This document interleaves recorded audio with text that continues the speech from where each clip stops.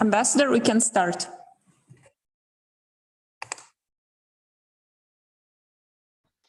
So good afternoon, everybody, and welcome to this meeting on the role of the OSCE in addressing the conflict in Ukraine and its consequences. We have planned to, and we have invited to join us in the panel a number of representatives of the OSCE institutions, the Conflict Prevention Center and the various institutions.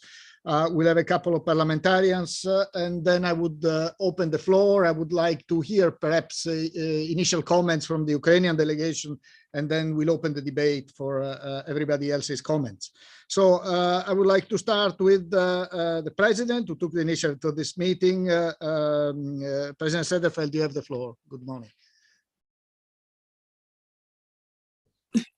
Good morning. Thank you very much, Ambassador Sanier. And I would like to say good afternoon, good evening, good morning from New York.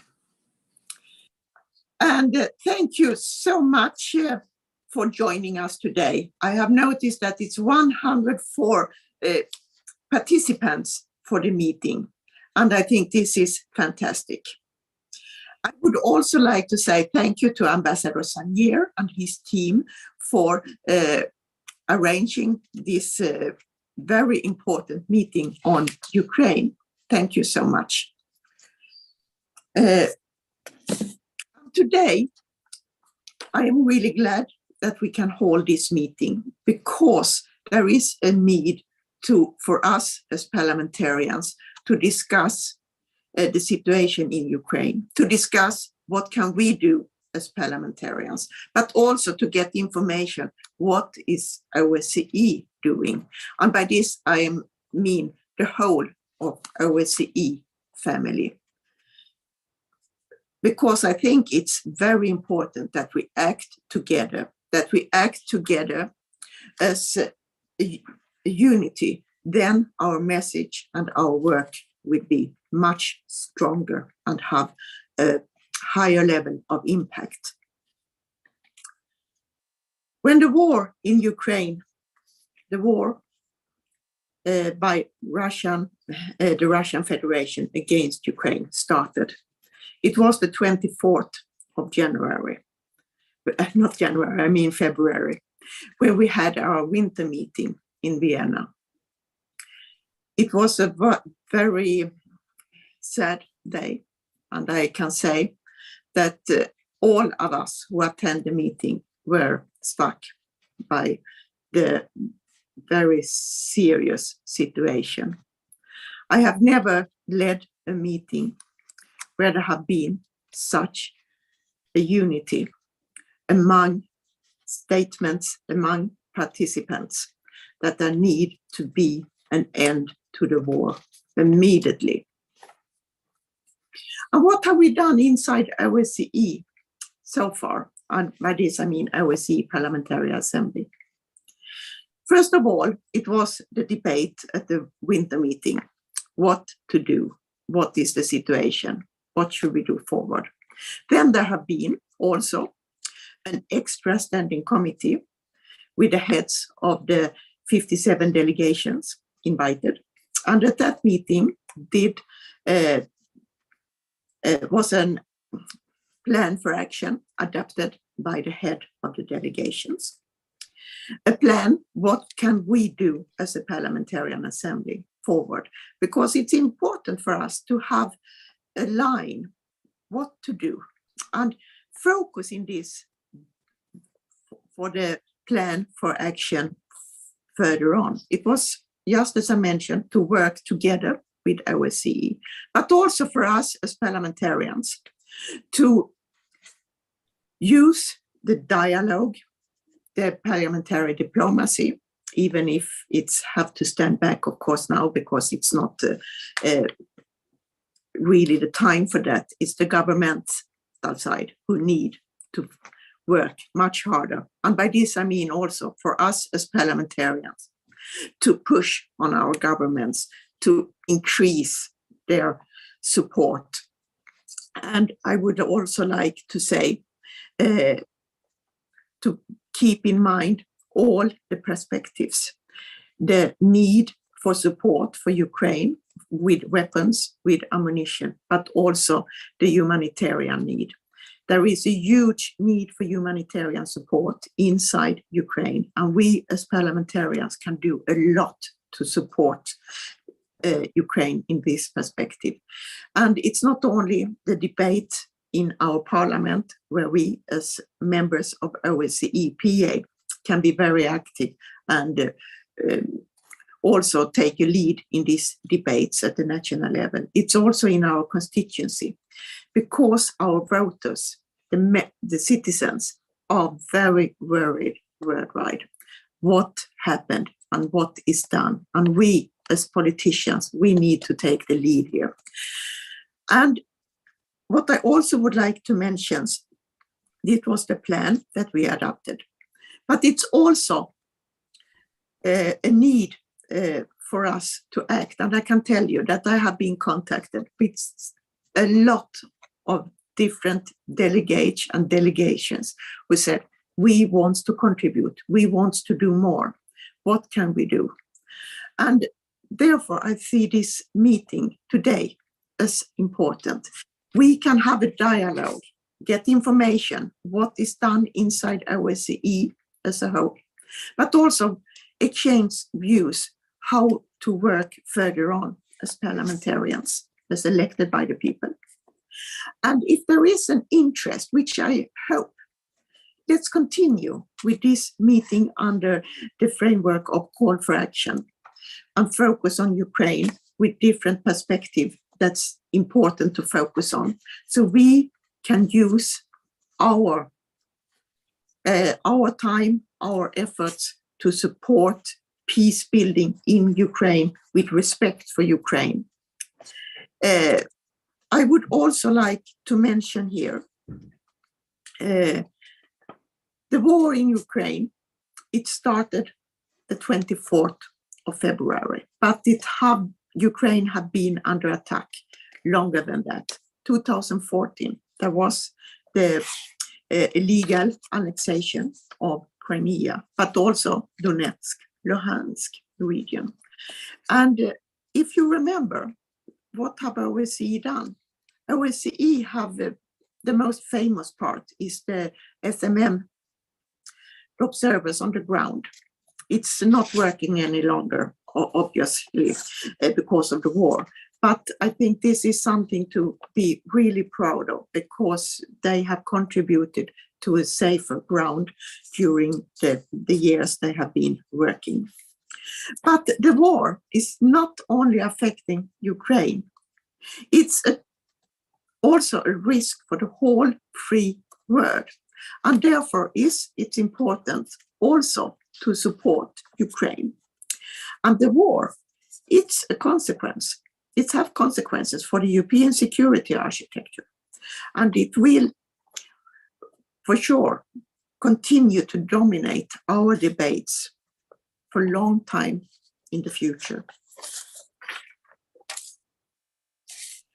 And what I would like to underline, it's the impact on Ukraine's civilians. There have been military attacks by the Russian Federation on hospitals, schools, home for old age people that have been bombed. Promise of humanitarian corridors have been broken. Just to mention a few things, but Ukraine doesn't stand alone. We are all eager to help. And this is the purpose of this meeting today. What can we do? But it's also important for us to consider what tools are at our disposal to activate channels of communication and whether these can provide a sustainable solution despite such grave violations of the Helsinki principles. And the OSCE has adopted since 2014 in Ukraine to promote the de-escalation and help avoid a worsening of the situation. The OSCE has also a number of other long-standing mechanisms, including the Vienna mechanism, which were invoked in the lead up to this war, but which failed to deliver. But let me also say that the war and the war crimes is not a failure of the OSCE itself. OSCE can be the tool to contribute to end the war and also to build a stable peace after the war have ended. As often, genuine political will by all parties is necessary to fully explicit the OSCE tools and to achieve real progress.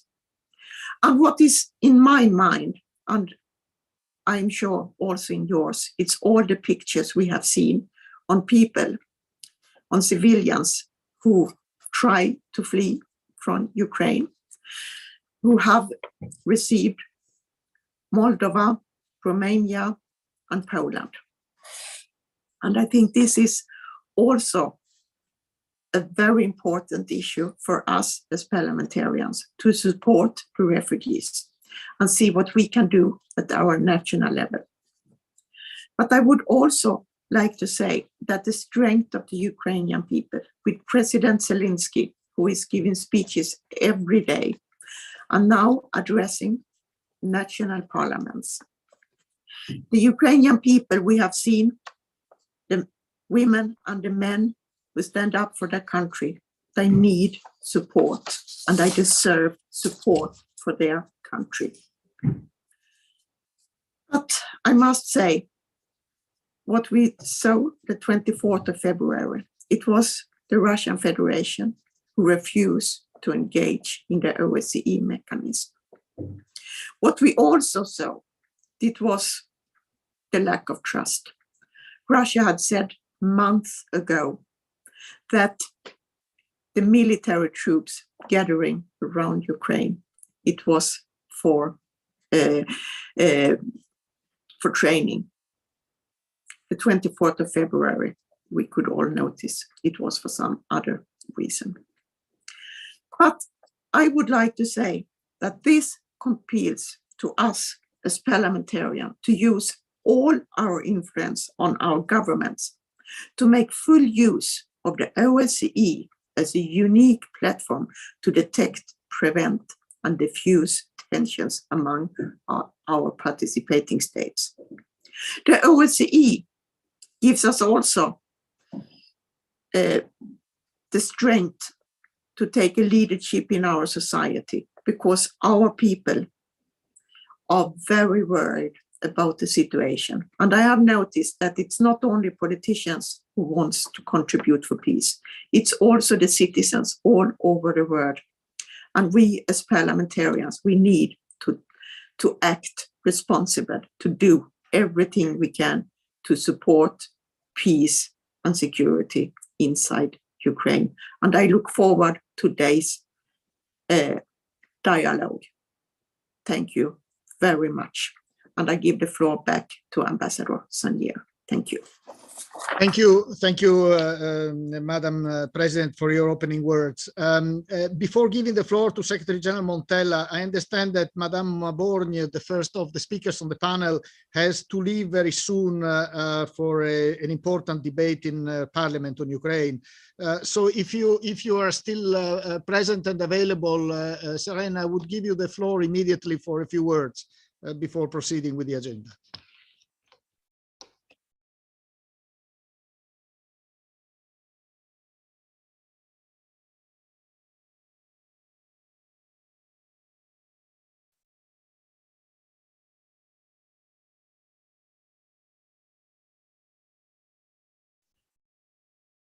She may have left already. I don't hear any reactions.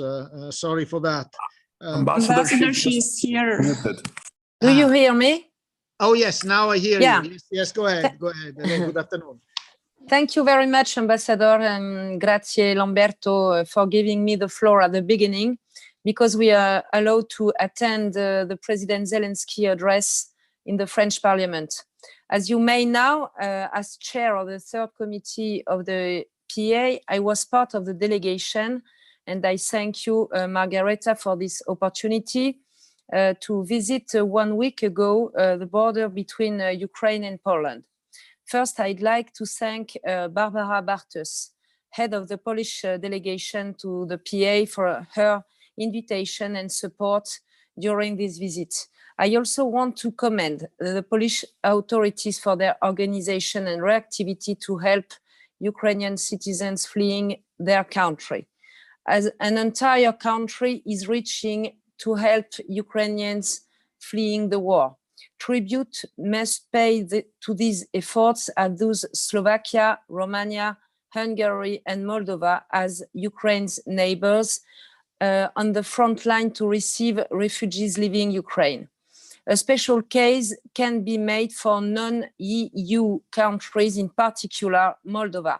Since the beginning of Russia's aggression against Ukraine, Moldova has been exposed to a big challenge with an influx of refugees from Ukraine and the economic effects of the war.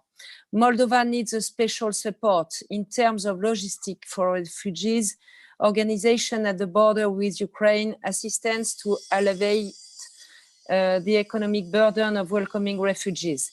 According to the calculation of Moldovan government, financial requirements for sustaining the refugee flow amount €1 million per day, a heavy burden for the country's budget being for €2.5 billion. Additional negative impacts like increased inflation are being felt already. The EU is stepping up to the plate, but I urge to consider the support of our civil security structure could bring to them. We must help these countries to fulfill this mission. We also must, in our countries, welcome those who seek refuge. This visit was very interesting and emotional. It also raised many questions and fears. Among those people, a majority of women with children or women or children alone. We have to pay a special attention to orphans and disabled.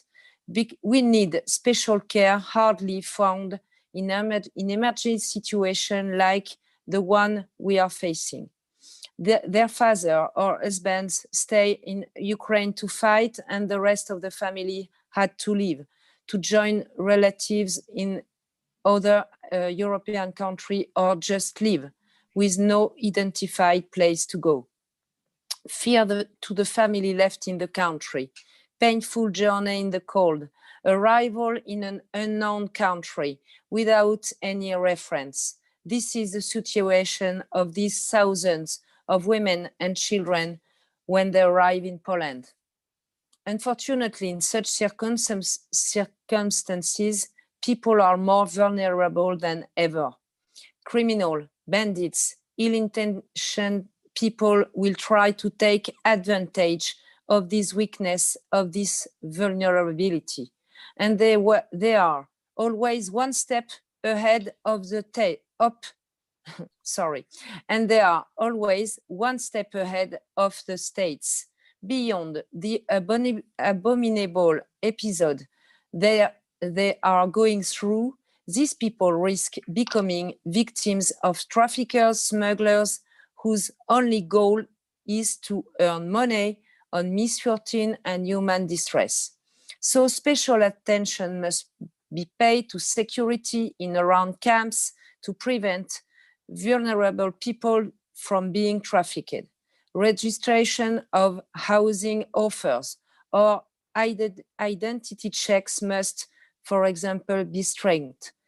In addition, expression of solidarity and rising everywhere in Europe and all around the world, which is wonderful, but we must also pay attention to the trafficking of donation that can fuel the black market and never reach the people who need it most. Thank you very much. Thank you very much, Madame Born. We return to the proper order, and I'll give now the floor to Secretary General Montella. Thank you very much, Ambassador Zanier, and thank you for taking this initiative. This is the Helsinki Plus 50 initiative, which was triggered 2 years ago to relaunch the organization, to make sure that this organization is valued and it's strengthened and appreciated, especially in capitals. And never like now, we actually realize how important this organization is. Some have argued that where we are now, after the 24th of February, is a failure of diplomacy. I would argue that the organization in these years has done its job. I mean, we had 1,500 monitors in Ukraine who daily were reporting on what was happening.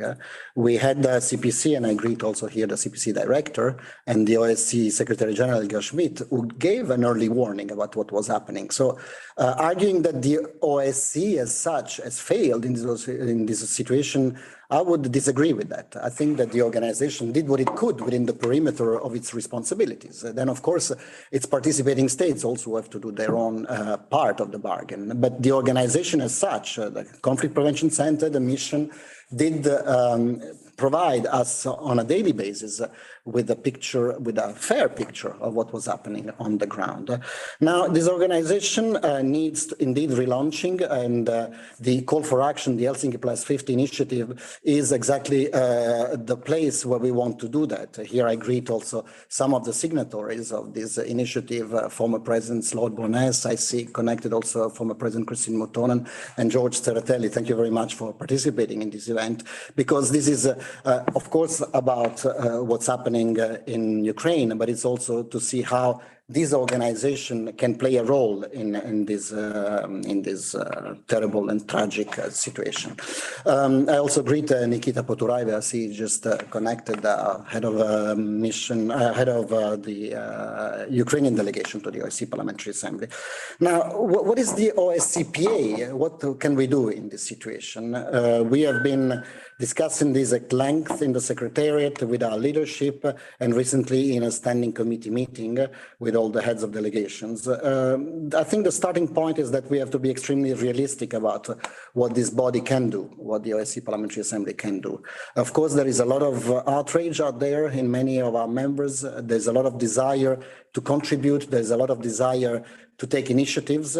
I think we have to start from a point that is to be extremely realistic about what this assembly can do, what this assembly can deliver, and what this assembly can actually contribute in the situation on the ground. And I think our contribution so far has been excellent in terms of what we can do. We've had clear public messages, very strong messages from our leadership. We've had messages together with the chairman in office and the OSCE Secretary General condemning the war in Ukraine. We have come out with language which is very clear. There were concerns whether we are going to sugarcoat what we call it. Some call it a conflict, some call it an armored operation. Here in this assembly, we do not have this dilemma. We call things what they are, and we have the advantage of doing this because ever since 2014 already, we did this with the Ben Cardin resolution passed in Baku, where we called what was happening in 2014 and Crimea as a clear, gross and uncorrected violation of the Helsinki Final Act. So we do not shy away from calling things what they are, but we do not shy away from it because we're also the ones who have for many years tried to promote dialogue. So we are not the ones who should be addressed as those who are simply condemning what's happening. No, we have for a long time trying to create conditions of dialogue. President Krivo Kapic in 2013 actually went to visit Moscow and 2014, sorry, went to visit Moscow and Kiev, and then called the two delegations in Vienna for a meeting facilitated by a bureau at the time. So we have taken initiatives to promote dialogue between the delegations. This is something that we are, of course, standing ready to do also at this time and place. But of course, we want to be realistic again, and we don't want to get in the way of what is happening. There is already a track of negotiations with official delegations appointed by both governments. So far, unfortunately, they failed to deliver on at least one important priority, which is creating humanitarian corridors for the people in Mariupol. And this is very regrettable. But our initiatives as Parliamentary Assembly should not get in the way of what is currently going. And also starting from, as I said several times, the realistic point that we know we are not going to be the body who can bring a solution to this. It has to be other actors, and mainly, I would say, one actor. But we will, of course, stand ready to provide our contribution. We have had recently a field visit on the border between Ukrainian and Poland, and here I see Barbara Bartusz and the Polish delegation connected. I would like to thank you very much, Barbara, for hosting a delegation coming to see the efforts that the Polish authorities have put together for, at least at that time, it was 1,700,000. I'm sure this is a date that needs to be updated every hour, but the huge effort that your government and your authorities and the local authorities are doing. But we've also witnessed the great effort that the people, the volunteers, the ordinary people. So there is not only in Poland, but I would say in all neighboring countries and in Europe in general, an outburst of generosity, which I really hope will be sustainable in the long term, because of course there is a lot of generosity and a desire to help in a moment when you see pictures on the screens that are very touchy, but we need to make sure that this solidarity and this support to Ukraine is stable and sustainable throughout the spring, the summer, until a solution to this terrible tragedy is found. And here I would conclude looking at Nikita and saying that, of course, in Europe, we're very well aware that your struggle is a struggle for the value we believe in. We believe in democracy, we believe in freedom, we believe in all the values that are in the decalogue of the OSCE and the Helsinki Final Act, and you are on the forefront defending them. And I think this is a good test for all our institutions of the multilateral arrangements to see if we can pass this test, if we can really also defend with concrete deeds the values that we often proclaim from maybe comfortable places like Copenhagen, where I'm talking to you from, or from New York, where the president spoke to you before. But we need to indeed pass the test that you are passing and on a day-to-day basis going through in Kiev, in Mariupol, in Odessa, and in other cities which are under attack. So with these remarks, I thank Ambassador Zanier for taking the lead in this initiative. I think it's a very timely initiative, and it's good that we also don't have only the OSCE parliamentarians, but also experts. I see that there is the High Commissioner for National Minorities, my friend Kairat, and also colleagues from the ODIHR who will speak in this debate. So I thank you for participating and for your contribution. Thank you very much. Thank you very much, Secretary General Di Roberto. Yes, indeed, the OSCE was created during the Cold War as the CSC, and it was there as a space for dialogue in a confrontational environment.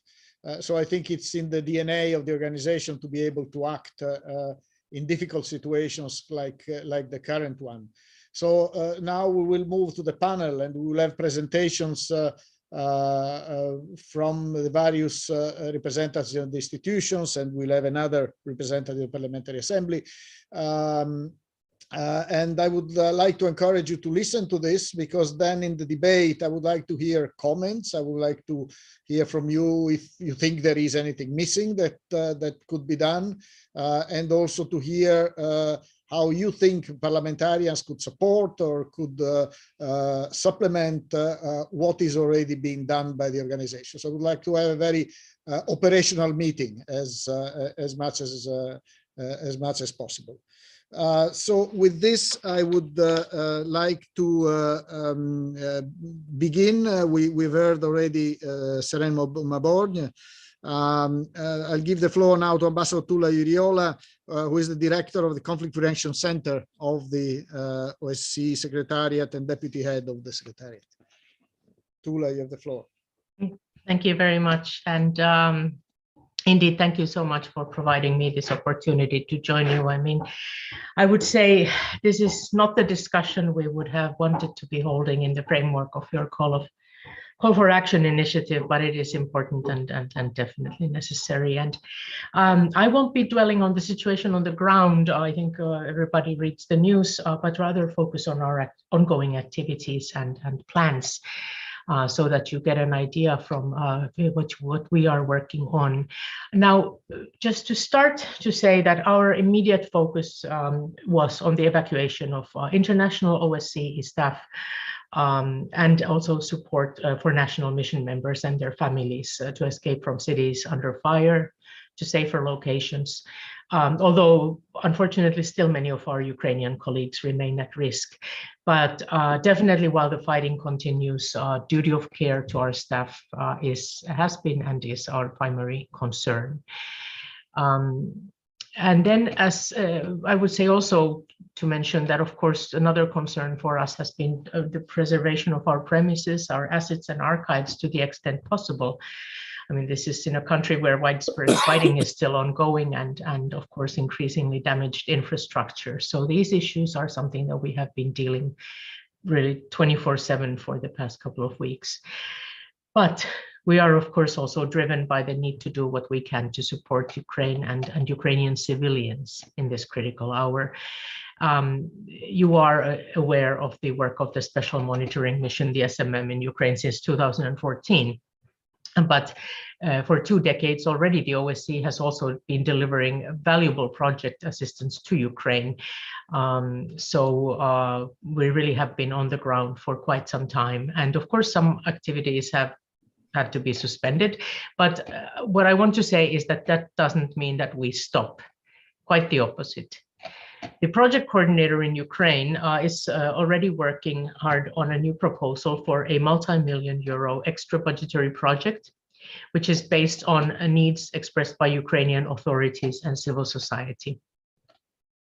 And the SMM's chief monitor and his team are in close contact on how the mission can help implement humanitarian support, including through its close contacts with international organizations. And our mission to Moldova is also scoping enhanced support for Moldova, given the current strains that this country is facing. And finally, also the programmatic departments here in the Secretariat are also working on proposals to contribute to our response. Now, a good example of a response relates to human trafficking in the context of the massive displacement of people, many of them women and children, as you know, who are at risk of exploitation by traffickers. And the special representative and coordinator for combating trafficking and his team have issued a set of immediate and longer-term policy recommendations to support OSCE governments to tackle trafficking risks. And you can actually find these online. So this is just one example, very concrete one of the kind of things that we have immediately engaged on. And of course, one of the things that we have been constantly thinking of is the fact that it is challenging to coordinate and to support the international effort if we are entirely outside of Ukraine ourselves. And so the chair and the Secretary General, for this reason, asked the SMM's chief monitor and also the project coordinator to develop plans for the re-establishment of a limited physical presence, including a number of international staff on Ukrainian territory. So this work is again ongoing, and our future longer-term posture is a matter of further discussion. I would say for now, our focus is on using our contacts, projects, and assets to help ease the very dire humanitarian situation. And that is where we can have the greatest impact and make the biggest difference to civilians at the moment who are, these civilians who are brutally impacted by this war. Now, The other side of all of this is that in the short term, the mandate of the SMM is expiring at the end of this month. And we strongly believe that we should keep all open, or all options rather open for a future OSCE presence in Ukraine. OSCE presence and really role in Ukraine. And so we continue to press the participating states to agree on an extension of the SMM mandate and budget, so that that would allow time for a proper consideration of that future role. And of course, I'm sure you understand that at this time it may be quite difficult to get this agreement. This is a consensus-based organization, and that would require agreement by 57. But I would also say that failure to agree on an extension now would not mean and will not mean that the mission closes immediately. It can continue and will continue in an administrative mode pending a decision on its future. If so, so that would be the way to ensure that we have the continuation and the ability to let's say take a little bit of time to really see how we can concretely work towards the future presence, our presence in Ukraine. But of course, meaning this administrative mode would mean that the ability for the SMM to operate and to contribute in the current critical circumstances will be severely hampered. And President Sederfeld mentioned about PA members asking how you can help, and I would urge all of you to encourage your authorities to support the SMM and also the project coordinator, because the project coordinator's mandate also comes up for renewal in June. So that is really a request to all of you who wish to see the continued presence of the OSCE in Ukraine. Now, I should also mention that while the trilateral contact group is not operational in the current environment, Ambassador Mikko Kinnunen continues to be the chair's special representative for Ukraine. So he may also be able to play an important role in the future, depending, of course, on the situation on the ground. Now, finally, I also want to say that we are monitoring the wider impact of this conflict across the OSCE area. It is already very clear that we will have, or that rather this conflict will have far-reaching economic and social effects, as well as political and security consequences. And those are compounded by the existing challenges of COVID. And for example, even developments in Afghanistan, when you look at the OSCE area. And of course, I mean, the impact of the conflict is already seen to be having consequences globally. But for us, the focus is on the OSCE area.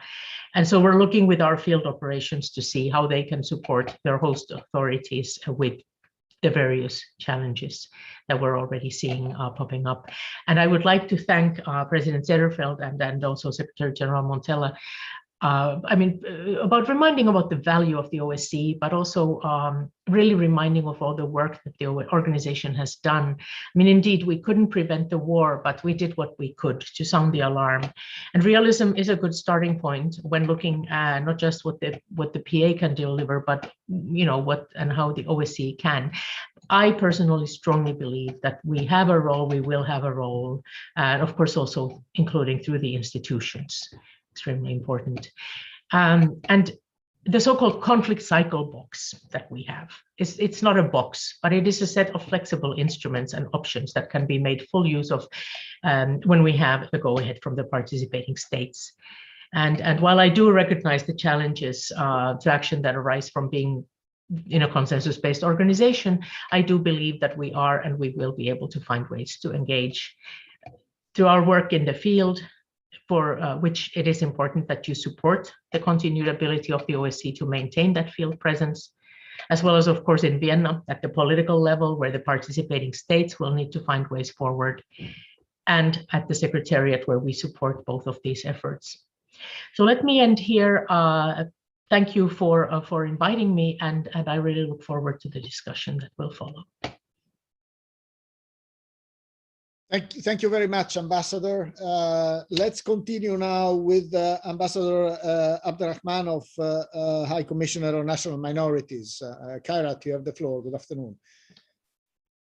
Excellencies, distinguished Madam President, dear Secretary General, my friend and predecessor, Ambassador Lambert Zanier, So protocol observed, so I'm honored to participate in this event. And we know all that in times of war and armed conflict, the most vulnerable in society are often the first to suffer negative consequences. And this is proved to be a case in Ukraine. Minority communities, such as national minorities, as well as women and children, are especially at risk in a conflict zone. So my thoughts are with the millions of people who are currently suffering in Ukraine. And parliamentarians have an important role to play in ensuring that these vulnerable groups, including national minorities, receive concrete support and attention in their national contexts. I addressed the Parliamentary Assembly only 1 month ago, and on that occasion I spoke about the mandate and the toolbox of the High Commission in preventing conflicts and tensions that may arise from inter-ethnic relations. Unfortunately, neither the work of my institution nor the concerted efforts of the OSCE and the international community as a whole have been effective in first averting and then putting an end to the human suffering in Ukraine. However, I firmly believe that the OSCE can still be the platform of dialogue that world leaders established nearly 47 years ago with the signing of the Helsinki document. Therefore, I would like to express my appreciation for convening this significant, important discussion today. What was truly innovative about the Helsinki Final Act is that it employed a broad definition of security. Specifically, it included a commitment, and I quote, to respect the right of persons belonging to such minorities to equality before the law, afford them the full opportunity for the actual enjoyment of human rights and fundamental freedoms, and protect their legitimate interests in this sphere. And this is exactly where the role of the High Commission on National Minorities comes in.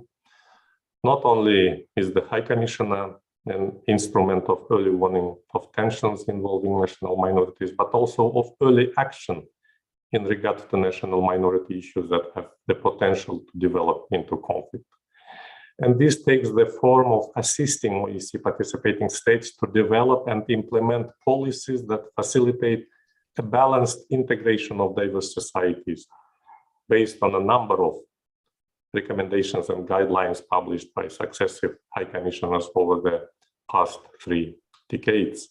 And I devoted significant part of my time talking to you, and to your distinguished colleagues, dear parliamentarians, in order to attract the attention to these recommendations and guidelines, in order to use them also in your legislative activity.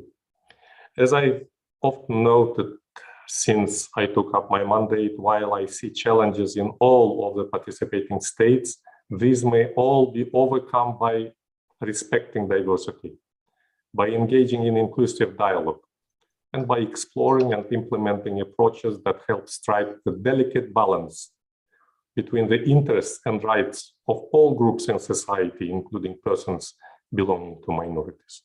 And the long-standing support provided by my office to Ukraine in areas such as language, education, a broader integration, which is similar to my engagements in many other participating states, has followed these principles. At the same time, since taking up my mandate, I've observed that minority issues are often politicized and instrumentalized across borders. In line with one of the above-mentioned documents, in particular Bolzano recommendations on national minorities in interstate relations, I recognize that a state may have an interest in supporting persons belonging to national minorities residing in other states, based on ethnic, cultural, linguistic, religious, historic, or any other ties. However, it is of paramount importance that such support is always conducted in good faith and with due respect for the principles of territorial integrity, sovereignty, and friendly, including good neighborly relations. Since I assumed office, I've been consistently warning participating states against the danger of deviating from these recommendations, and I regret that minority issues continue playing a role in the context of many ongoing conflicts. Over the past weeks, I've been in touch with and have received several appeals from representatives of national minorities or national communities, ethnic groups about the humanitarian situation in Ukraine, and in particular in specific areas where minority communities reside. I can only reiterate the calls of my counterparts in the OSCE and your calls, and also those coming from beyond of our organization, for the immediate protection of civilians, regardless of their ethnic, religious, linguistic, or cultural identity, and for unimpeded humanitarian access to all, including national minorities living areas.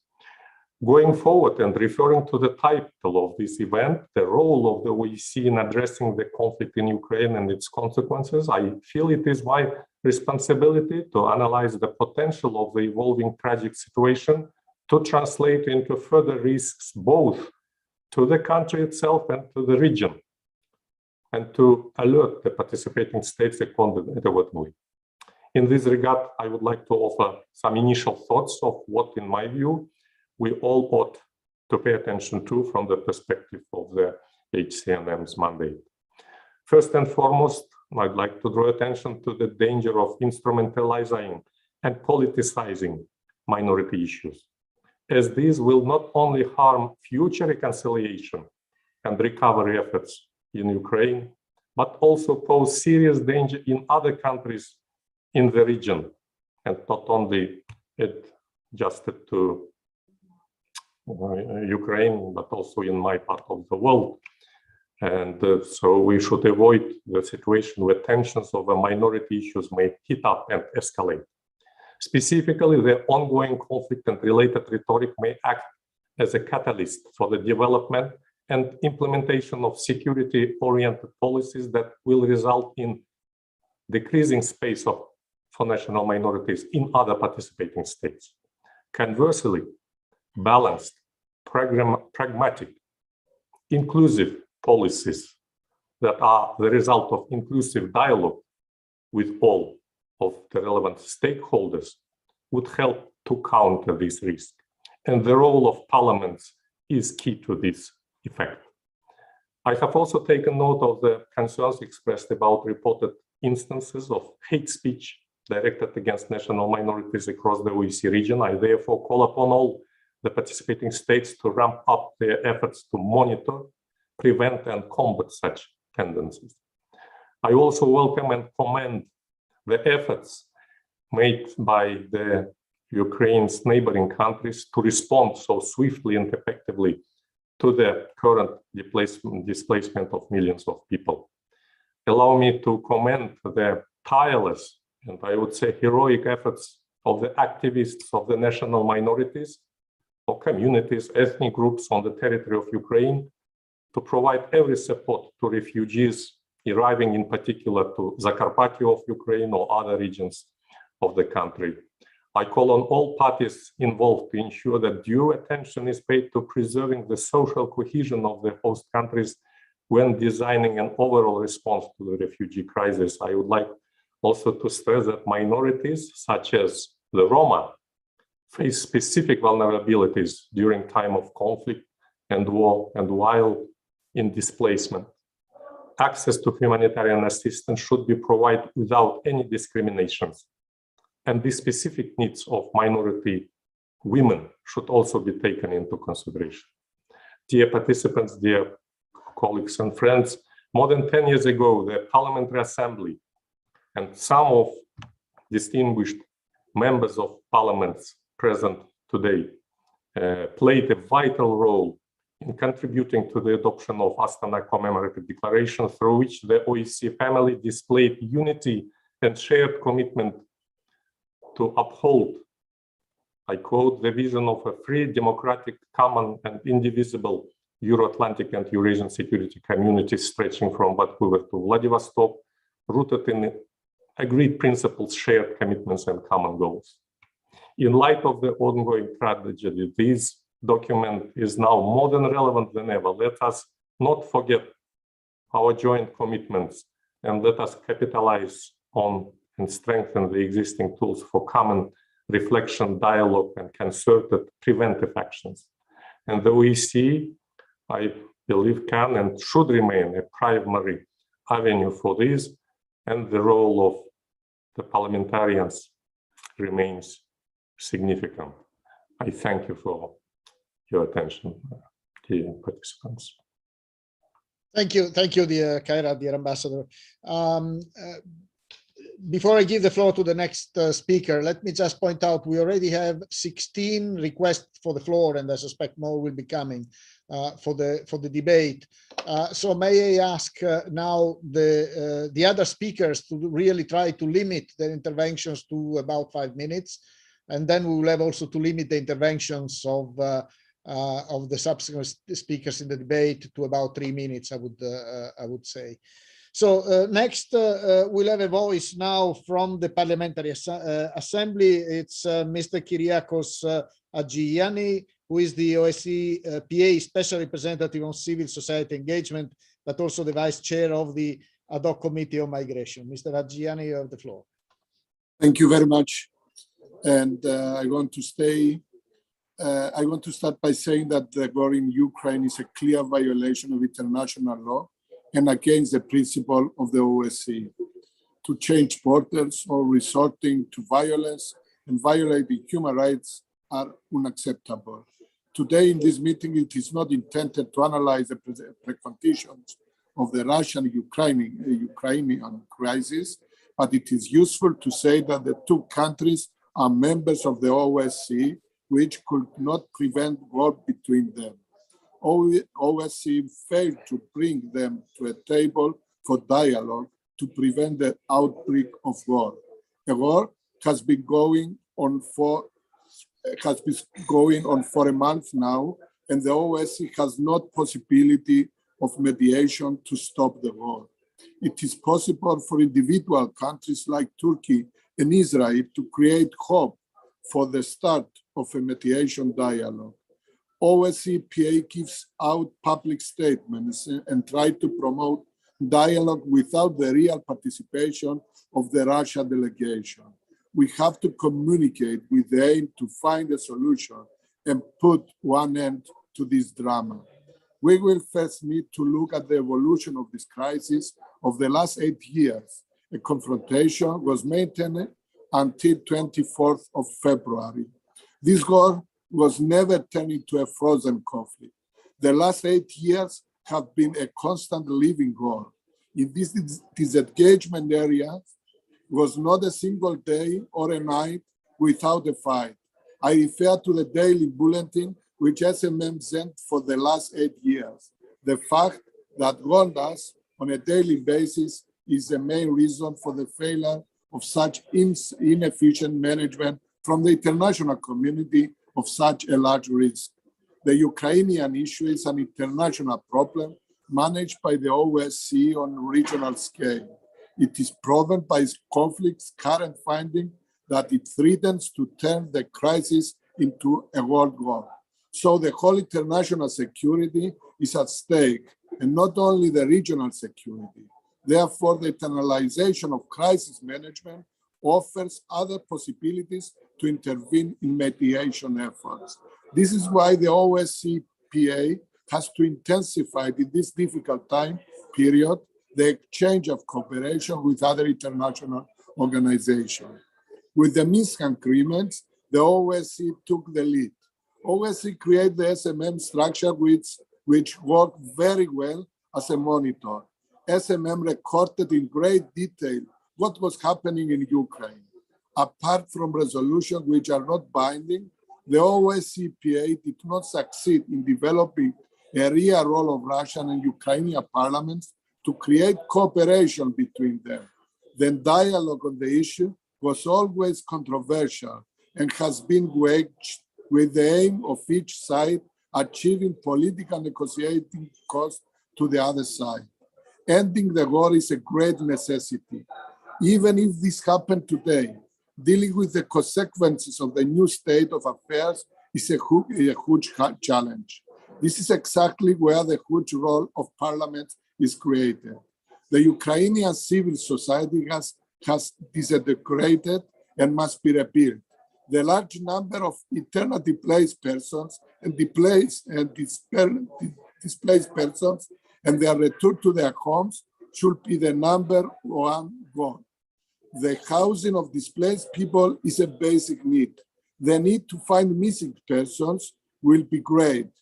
The release of prisoners will be imperative. The restoration of the health and education system will be immediate priorities immediately upon the end of the military operation. War-wounded persons have rights and should be treated. Demining is another necessity.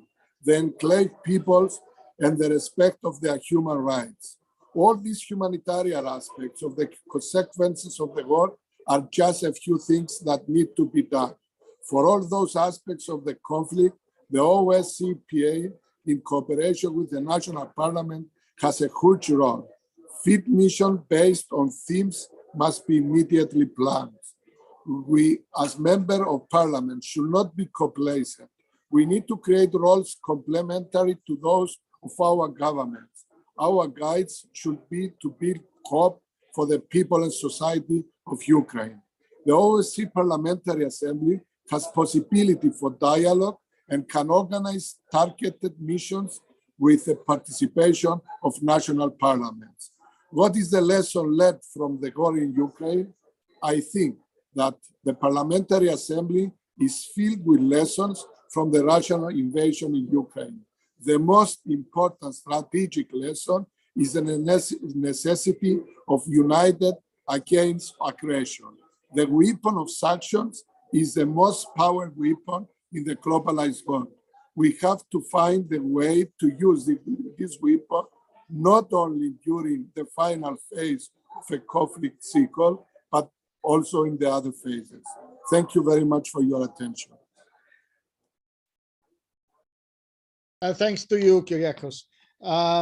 We move on to ODIHR now, and we have on the panel Mr. Konstantin Varzelashvili, who is the head of the Democratization Department. Konstantin, you have the floor. Good afternoon. Good afternoon, and thank you very much, dear Madam President, dear Secretary General, Ambassador Zanieri, Ambassadors, Excellencies, dear members of Parliament and colleagues. Thank you very much for this invitation and possibility to share with you information about ODIHR's plans and programmatic responses to these tragic developments in Ukraine. It is absolutely devastating to witness suffering of hundreds of thousands of civilians and millions of refugees fleeing as a result of the military attack of the Russian Federation on Ukraine. It's extremely concerning that an increasing number of civilians are fleeing and falling victims to what appears to be an indiscriminate use of explosive weapons in the residential areas of Ukrainian cities and regions, which is prohibited by the international humanitarian law. ODIHR made a number of public statements in response to these developments, such as statements of ODIHR director on the human impact of these military actions, as well as impact on democratic institutions in Ukraine. Recalling OSCE's participating states' commitment, recognizing that the rights of people at risk of displacement and already affected by it need to be effectively protected in all phases of the conflict cycle, ODIHR also issued a statement calling to provide safe passage to those trapped in the war-hit areas and ensure that the civilian population is able to move to safety, seek and receive international protection effectively and in a non-discriminatory manner.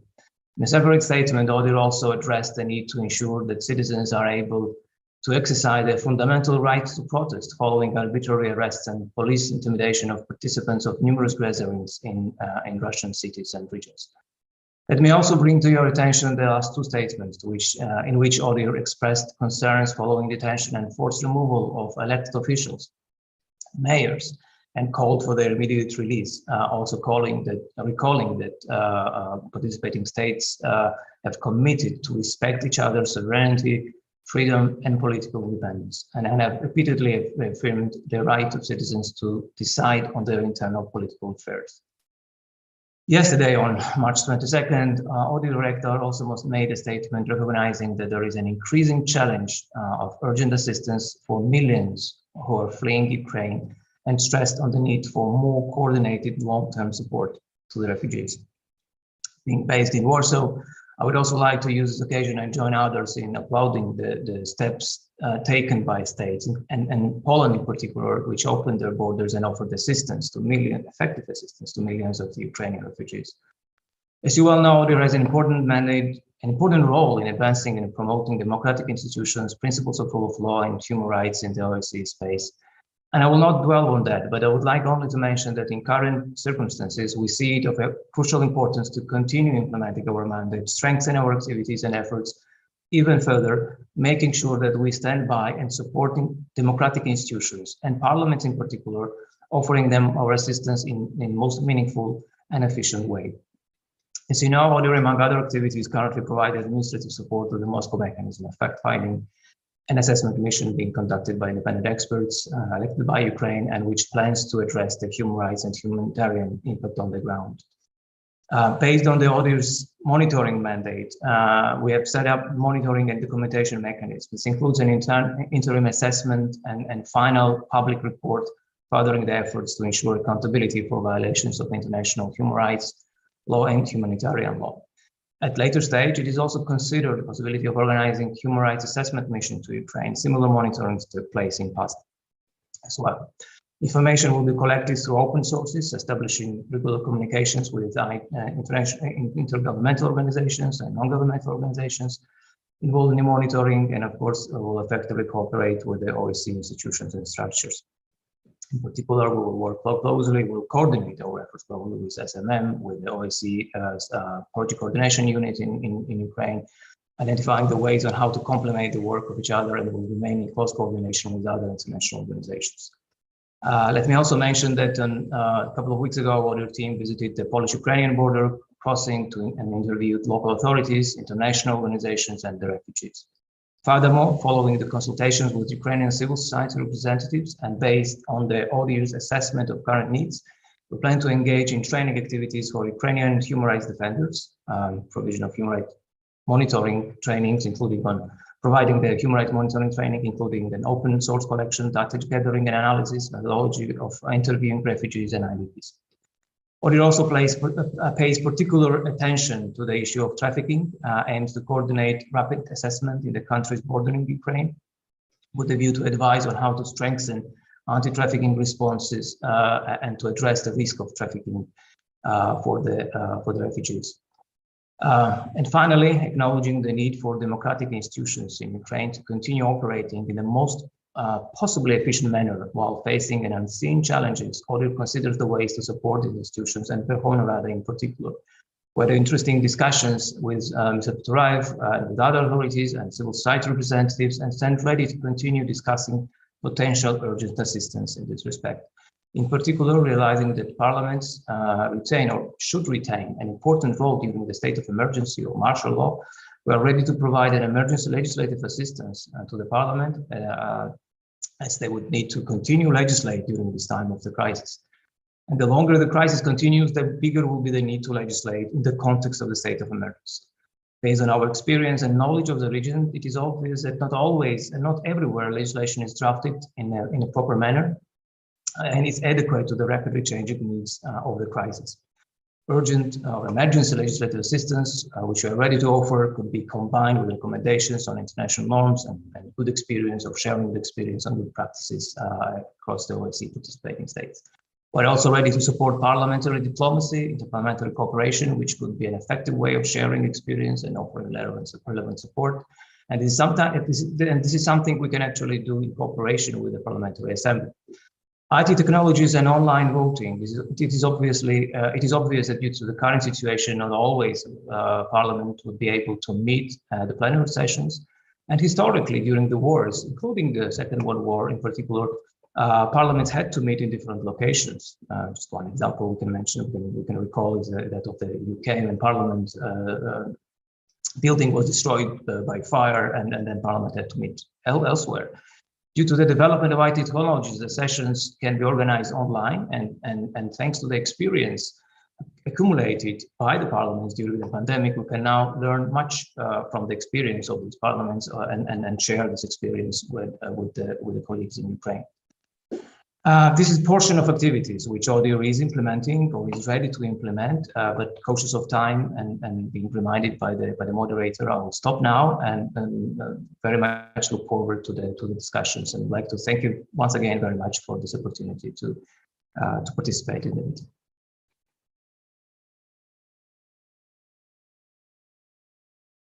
Thank you very much, Konstantin, for the information you shared with participants. The last member of the panel is Mr. Jürgen Heissel, who is the director of the Office of the OSCE Representative on Freedom of the Media. After that, I will open the floor. I will give priority to the members of the Ukrainian Parliamentary Assembly delegation, as they represent the people who are the ones that are directly affected by these tragic events on the ground. But now, Jürgen, you have the floor, and can you share with us your own perspective and also the contribution that the RFOM could make from his part based on his mandate? Thank you. Thank you, Ambassador, and thank you very much for the invitation, and good afternoon to everybody. I will try to be very brief. I understand I'm the last speaker between the panel and the discussion, so I will only focus on 3 main aspects and leave the rest for the discussions.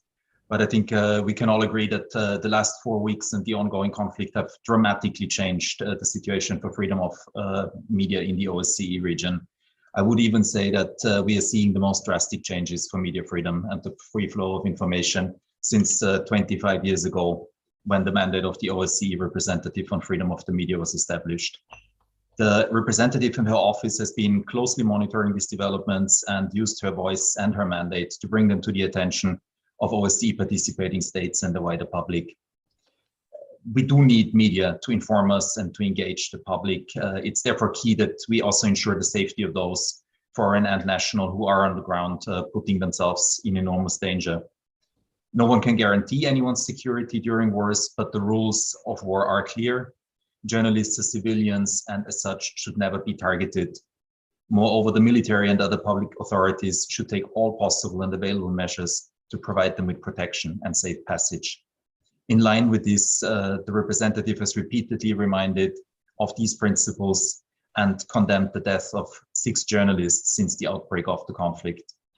Apart from these 6 media workers that had to pay the ultimate price for doing their job, several others got injured or abducted, such as Hromadska journalist Victoria Roshchina, whose immediate release the representative has demanded. I would also personally like to express my deepest respect for the courageous work done by journalists covering the conflict under the current severe conditions. In addition to the war in Ukraine, the media freedom situation in the Russian Federation has also become extremely worrisome. And in a statement on the 16th of March, the representative has shared with all OSCE participating states delegations, she concluded that the Russian Federation is rapidly moving towards a situation of complete censorship and isolating of its citizens from any form of independent information. Finally, let me touch on the last issue, and that is the need to distinguish between disinformation and propaganda for war, an issue that has very much come to the forefront. And while disinformation needs to be addressed through a whole toolkit of measures, we all know that it is not an easy task for any democracy to tackle disinformation and propaganda while preserving at the same time freedom of expression, but we are convinced that it is possible. In her 2021 communique on cross-frontier journalism and the latest communique, a call to protect media freedom during armed conflict and to stop propaganda for war, the representative has made it clear that she's not in favor of any blanket bans on media outlets. We need to trust the independent media across our region. They're working on the front lines. They are exposing factual errors and bad journalism. We also need to trust our societies, who are far more resilient than we might sometimes be inclined to think. And we need to invest in our societies so that the people can distinguish and differentiate between facts and fake news, between independent reporting and propaganda. And this is best done through media literacy and through independent fact-checking.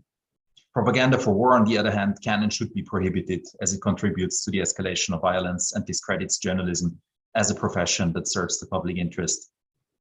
The representative is addressing these issues with participating states and continues to assist them to preserve these principles and norms of freedom of expression and free and independent media that remain core pillars of our security, also beyond the current crisis. Since the beginning of the conflict, we have sought to align our efforts with those of other actors, our partners in other international organizations, as well as civil society and journalists.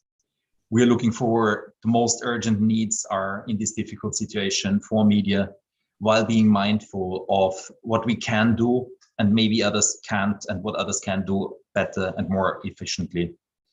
In this regard, we are coordinating, amongst others, with the other mandate holders on freedom of expression, as well as with UNESCO, Council of Europe, or the European Union. In a crisis of this magnitude, coordination of our response is key if we want to achieve something. Thank you very much, and I'm very much looking forward to the discussion. Thank you, Jürgen. Let me say we have all benefited from the very extensive and very open coverage footage of this terrible war, and I think we should all pay tribute to the journalists who have been operating these dangerous circumstances, and some of them losing their lives as a consequence of this.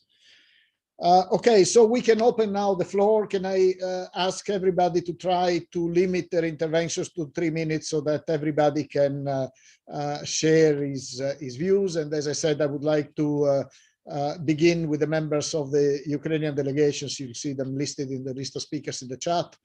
So the first is Mr. Nikita Poturayev. You have the floor, sir. Thank you. Ambassador Zanier, I'm glad to see all of you colleagues, and I would like to share with you some of my remarks. I would like to listen to the very simple fact that this war can't be stopped. This war only can be won. If you don't believe me, you can, and I can share with you 2 brilliant articles written by bright Russian scientists, member of Russian Academy of Sciences, historian Yuri Pivovarov, academician, and Vladimir Pastukhov, who published their articles recently in last independent, more or less independent media in Russia. And these 2 scientists, not me pathetically saying this, but these 2 scientists from scientific point of view explaining that really the regime that now we all can see in Russia is a classical Nazi regime based on racial theories. And if even their arguments you will think are not strong, please remind of what Putin or Peskov say. They say that it's an existential war. So they are not going to stop. They're not going to stop. They're going to destroy Ukrainian state. They're going to kill as much Ukrainians as they can. And they are going to put in slavery all other Ukrainians. Existential war, colleagues. It's not about stopping war. It's only about winning in this war. Winning not only of Ukraine. It should be the victory of whole civilized world against new Nazi regime that came not for peace, not for negotiations, but to destroy all democratic states that they can. I could, share with you examples of numerous war crimes that are made, again, as I've mentioned during our last meetings, made not by Putin, but made by his soldiers ordinary Russians. And Russian soldiers are supported by more than 70% of Russian citizens. Colleagues, it's not about dialogues. It's about winning newly born Nazis. And of course, we have to discuss, we have to have dialogue between civilized states and civilized nations. And of course, I appreciate all the things that speakers mentioned about monitoring missions, about everything. But believe me, on our level as MPs of civilized states, we have to deliver, and I ask you to deliver to your governments very simple message. Ukraine has stopped Putin, but Ukraine should be helped to win, to have strong victory over Russia Nazis. And Russia, as newly born Nazi state, should be fully blocked in all economical issues. No cooperation with newly born Nazis. It's unacceptable. You know the history. Yes, a lot of years came after Second World War, but we all have to remember the history. Fascists and Nazis never stop. Only civilized, democratic, and free societies can stop them by winning them once and for all. Thank you very much.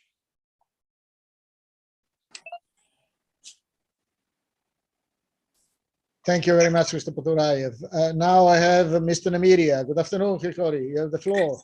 Good afternoon, Ambassador Zanier, and thank you very much to you and all our OSCE friends for having this debate and opportunity for us to exchange. I'm addressing to you from Kiev.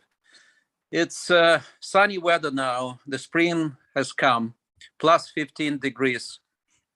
Really, if you look outside, you think like it's peaceful as always, but 10 to 15 times a day during the day, air raids, sirens, especially in the night. So I will not repeat what you already know, but I would like to use these 2.5 minutes to 3 remarks for your consideration, not asking to provide you answers right now. First remark. We have some negotiations that started about 3 weeks ago. This is negotiations under fire.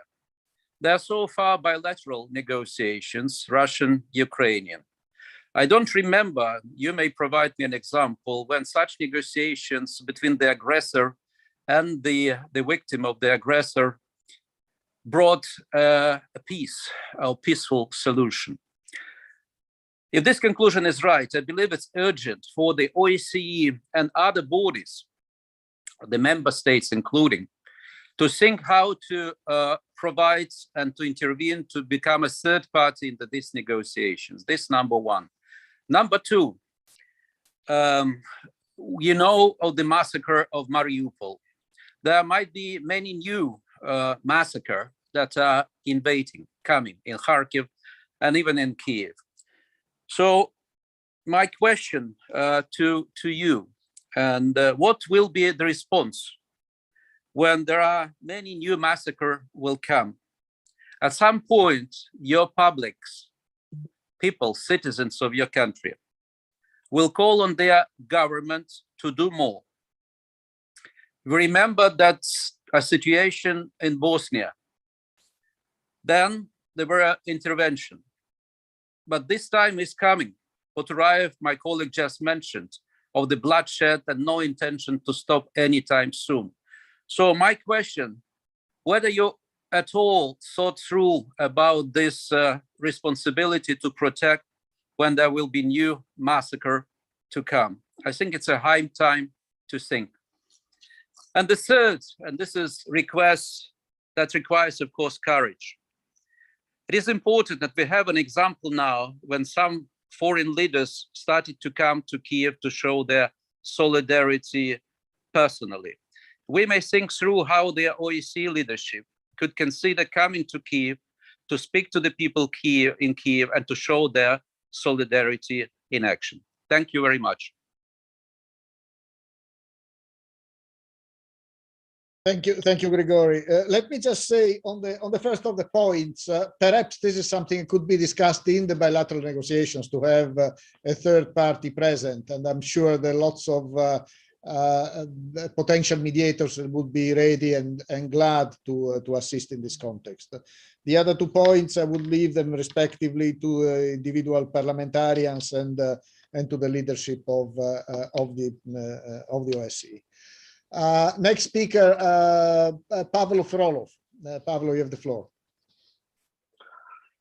Thank you, the ambassador, dear members of the assembly, colleagues. I'm greeting you from Kiev, which has been successfully defending itself against Russian invaders for 28 long days. Every hour, Russian troops brutally shell residential neighborhoods, kindergartens, schools, hospitals of my country. Crazy dictator Putin is threatening Ukraine and the world with chemical weapons and nuclear attacks. Neither the UN, nor the OSCE, nor the Council of Europe, nor the International Committee of the Red Cross, nor any other international organization can ensure the cessation of mass killings of civilians, the bombing of peaceful cities in the center of Europe. Since 2014, on this platform, we called for concrete sanctions, for more active actions to influence Russia. Numerous OSCE member states have expressed concern or deep concern, continuing to do business with Putin's Russia, earn money and finance the production of Russian missiles, shells, bombs, tanks, which have been killing and maiming Ukrainian children, women, and the elderly. That is why I will not be diplomatic today. Every day we see deaths, terrible suffering, pain, and tears. Therefore, we do not ask, we demand from you, dear parliamentarians, to show humanity, to move from words to deeds, to practical steps for protection, the values enshrined in the OSCE UN documents, constitutions of your countries, your parties, statutes, and programs. The governments of most of your countries are not doing enough to stop the aggressor, to force Putin to stop killing thousands of people. At this time, our courageous defenders are fighting for freedoms not only of Ukraine, but the whole of Europe. So I beg you, initiate such steps in your countries for the sake of peace and security, namely, impose a no-fly zone over Ukraine, increase in the supply of weapons to Ukraine, especially anti-missiles and anti-aircraft systems, strengthening economic sanctions against Russian companies, officials, members of their families, and journalists who spread lies and propaganda. A ban on conducting any trade and financial transaction with Russia, a complete embargo and fines for companies that circumvent these bans. Disconnection from SWIFT, not only aid, but all Russian banks. Expulsion of all Russian students from universities. Confiscation and transfer of all property belonging to Russia, Russian politicians, oligarchs, their relatives for reparation for Ukraine. A ban on Russian citizens entering your countries. Demonstrate leadership for peace and justice. Change the policies of your governments. You will tell about it to your children with dignity and proud. Your voters support you in this. You cannot count dollars and euros of possible losses because every day of procrastination causes hundreds of new murders and deaths of women and children.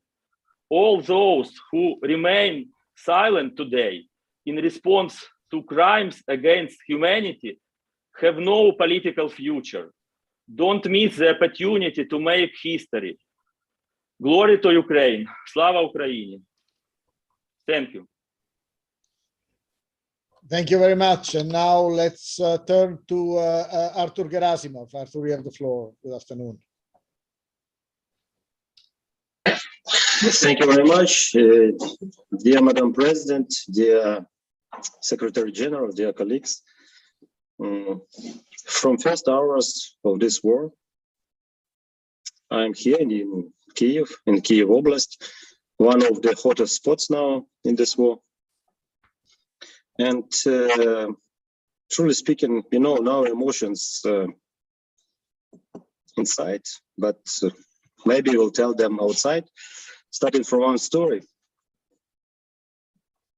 One friend of my wife disappeared for 1 week, and only after a week, she wrote the text that on 8th of March, by Russian missile, was destroyed the house of her parents, where she spent all childhood, of course, from which she went to kindergarten, to school and kindergarten also destroyed. It's in European, near Kiev. And this house was destroyed with her parents, with her mama, 8th of March. So this is one story out of millions, please understand it, millions of stories now from Ukraine. And terminology matters. Please don't say conflict. Please don't say, because this is full-scale war. This is full-scale war with missiles, with artillery, with tanks, with aircrafts, with helicopters.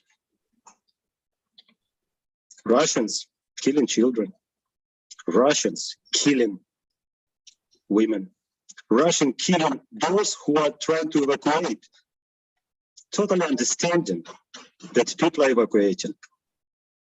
And we have video of this. We have numerous stories about that from people who was near. And how to name people who understand that this is civilians and who are killing them during the evacuation. Before I listen to the representative of national minorities of the OSCE, just for information, now Russians killing thousands of Greeks in Mariupol. Thousands of Greeks. And now in Mariupol, hundreds of thousands people, hundreds of thousands, without water, without electricity, without heating, under total bombing. In the recent case, when Russians specially bombed the theater in the center of Mariupol, where around 1,000 people were in the building at that time, and where near which was big sign children, and Russians specially did it. Russians bombing hospitals, pregnant houses, etc. So please understand, this is not conflict. This is very serious. And I'm from first hours here. I'm totally all the time visiting the front line, but it's funny to say front line because I'm at the center of Kiev, and now all the Kiev under the shelling, under the artillery, and under the missiles attacks. And what we need, really need, we need sanctions, more and more. Please, sanctions. Understand very important thing. If now, for so much, Russians will be successful in Ukraine, they immediately will go to Europe and to your countries. Please understand it. I told it for many years. Some people were smiling, some people didn't understand me. I think now you understand. Second point, we need weapons. We have very motivated people. We have very motivated army, much better than the Russian one. And by the way, myth about Russian army totally destroyed. This is not army number 2. This is army number 200. We need weaponry. And the third, and last but not least, we need understanding from our partners around the world that now in Ukraine, battle not for Ukraine only. Now Ukrainians are dying for all of you. And truly speaking, that's all I wanted to say, and just tell that, guys, if you don't want in your cities shellings, missiles attack, aircraft attacks, artillery attacks, and killing of your sons and daughters and your children, just help Ukraine. Please understand, this is very, very serious, extremely serious. Thank you very much. Thank you, Arthur. Your message has come across very loud and clear. I have now Barbara Bartusz from Poland with thanks and appreciation for the great effort of Polish authorities in assisting the very significant number of displaced people and refugees coming from Ukraine. Barbara, you have the floor. Thank you very much. Thank you, Mr. Ambassador. Dear President, dear Secretary General, dear colleagues, it is very difficult to speak after colleagues from Ukraine because no one understands what's happening in Ukraine today as well as Poland. No one has warned so much over recent years as Poland that such a situation was possible. The Russian aggression, the war caused by Russia has shocked the whole foundations of OSCE that Poland is holding the presidency over at the moment. We remember that everyone who was preparing for the presidency prepared their own agenda, and Poland did develop it, but now what we have is something completely different. Everything has changed completely. Russia has flagrantly rejected the dialogue that was proposed. And let's remind ourselves, Russia, Belarus, and Ukraine, they're all members of OSCE. The Polish presidency has changed its agenda. We are canceling smaller meetings with the participation of Russia and Belarus. This is the only thing we can do at the moment. However, us, Poland, think that OSCE continues to be the appropriate platform to discuss all aspects of European security. Such a dialogue can only occur when Russia stops the aggression, when it withdraws its troops from the whole territory of Ukraine. Now, taking account of the worsening humanitarian situation in Ukraine, where over 10 million people have been internally displaced and they are refugees now, we as OSCE have to continue appealing to Russia to stop aggression against civilians and to open humanitarian corridors for those civilians. It has already been mentioned. I'd like to thank you for your kind words. I'd like to thank the President and the Secretary General for their kind words and for the positive assessment of what Poland is doing in terms of humanitarian assistance. I would like to thank the whole delegation with Madam Margaret for visiting Poland and for seeing on the spot what the humanitarian situation is like. We did not cross the border at that time. We only observed what happened in Poland on the Polish side, what happened to those who were able to cross very often on foot. I wanted to show you, and I think I succeeded in doing that, that it is a border between the Poland and Ukraine, but also the EU border. External EU border. But very often when the refugees are received here in Poland, we try to provide care to them as soon as possible. There are no camps for refugees. Once they have crossed the border, they will receive something to eat immediately and a warm place to sleep in. We try to take them away from the border and find them accommodation. we have adopted appropriate legislation, thanks to which we can institutionally assist people. People who receive refugees at home can receive some funds, but the refugees themselves are already receiving the Polish identification number. This does not mean that they are becoming Polish citizens, but it means that their children can go to schools and adults can go to work. We want to help, but ladies and gentlemen, this is not easy at all. Please imagine what a huge challenge we are tackling now as Poland. It is over 2,200,000 of refugees from Ukraine that have crossed over the border from Ukraine to Poland. Some of those people have left, that is true, but these are just tens of thousands, and we are talking about millions who are coming. Because Ukrainians who flee the war, flee the bombs, are coming to Poland via other countries. Very often, they cross the border with Romania or Moldova, and then they come to Poland, and we are trying to help them as well. However, I think that as OSCE as a whole, we need to take more actions for all our member states to try to assist more, to support more, to get engaged more. But today, what I need to stress today, we need to show more solidarity against Russia. Russia, you need to stop aggression. You need to stop killing Ukraine, killing the Ukrainians. You need to withdraw from Ukraine. Thank you very much.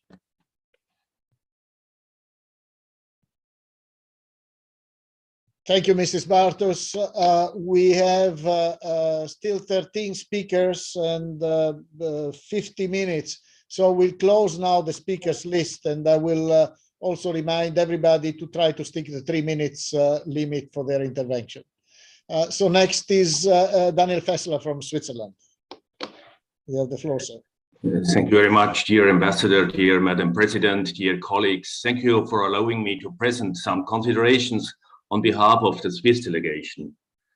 We all know that weapons can cause enormous destruction and great suffering to people. The terrible consequences of these weapons on people, cities, and infrastructures are daily brought to us since Russia's brutal war against Ukraine. Yes, Mr. Gerasimov, it is not a conflict. It is a brutal, pointless war. Has the OSCE, have we parliamentarians failed? I don't know the answer. I only note that we failed to maintain dialogue. Diplomatic efforts have been replaced by weapons. The sad experience of these weeks clearly shows in future the OSCE will have to discuss which instruments of conflict prevention are needed in order to counter potential conflicts and to better reduce conflicts that have broken out.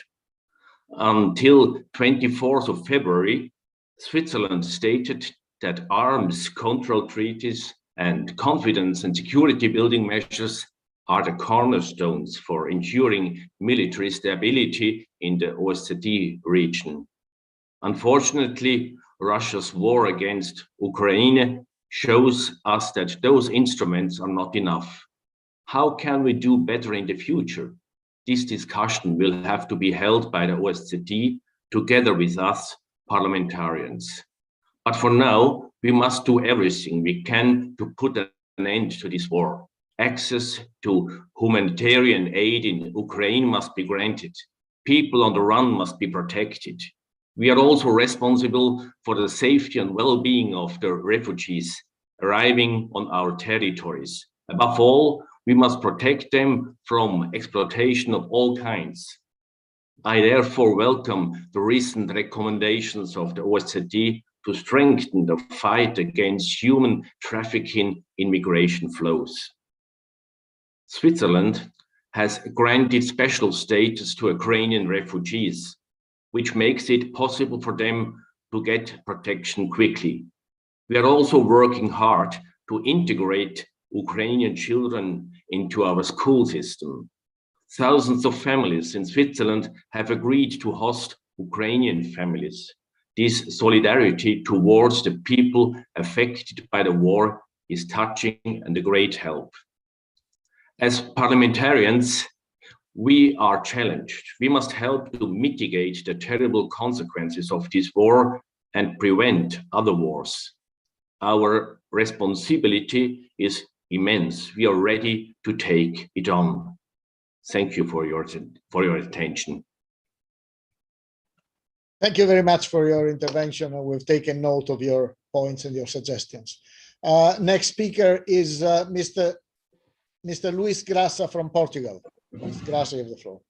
Thank you, Mr. Ambassador Zanier, dear President Margaret Sederveld, dear colleagues. My first thoughts go out to the people of Ukraine. The words of our colleagues, the devastating images of this medieval war, siege of cities, destruction of neighborhoods, the flight of millions of people and the death of civilians cannot leave anyone indifferent. In addition to an irrational and illegal war, this is also a fratricidal war. It is urgent to stop the war and give peace a new chance. Dear colleagues, we are building since 24 of February a new security order in Europe. The frontier of the Cold War no longer exists. Today, the line that separates us is no longer between capitalism and communism, but between democracy and dictatorship, freedom and oppression, peace and war. If the invasion of Ukraine was aimed at creating a territory of security for Russia, the strategy turned out to be completely wrong. Today, more than ever, the frontier of Europe, the borderline of human rights, freedom and democracy are the territorial limits of Ukraine with Russia itself.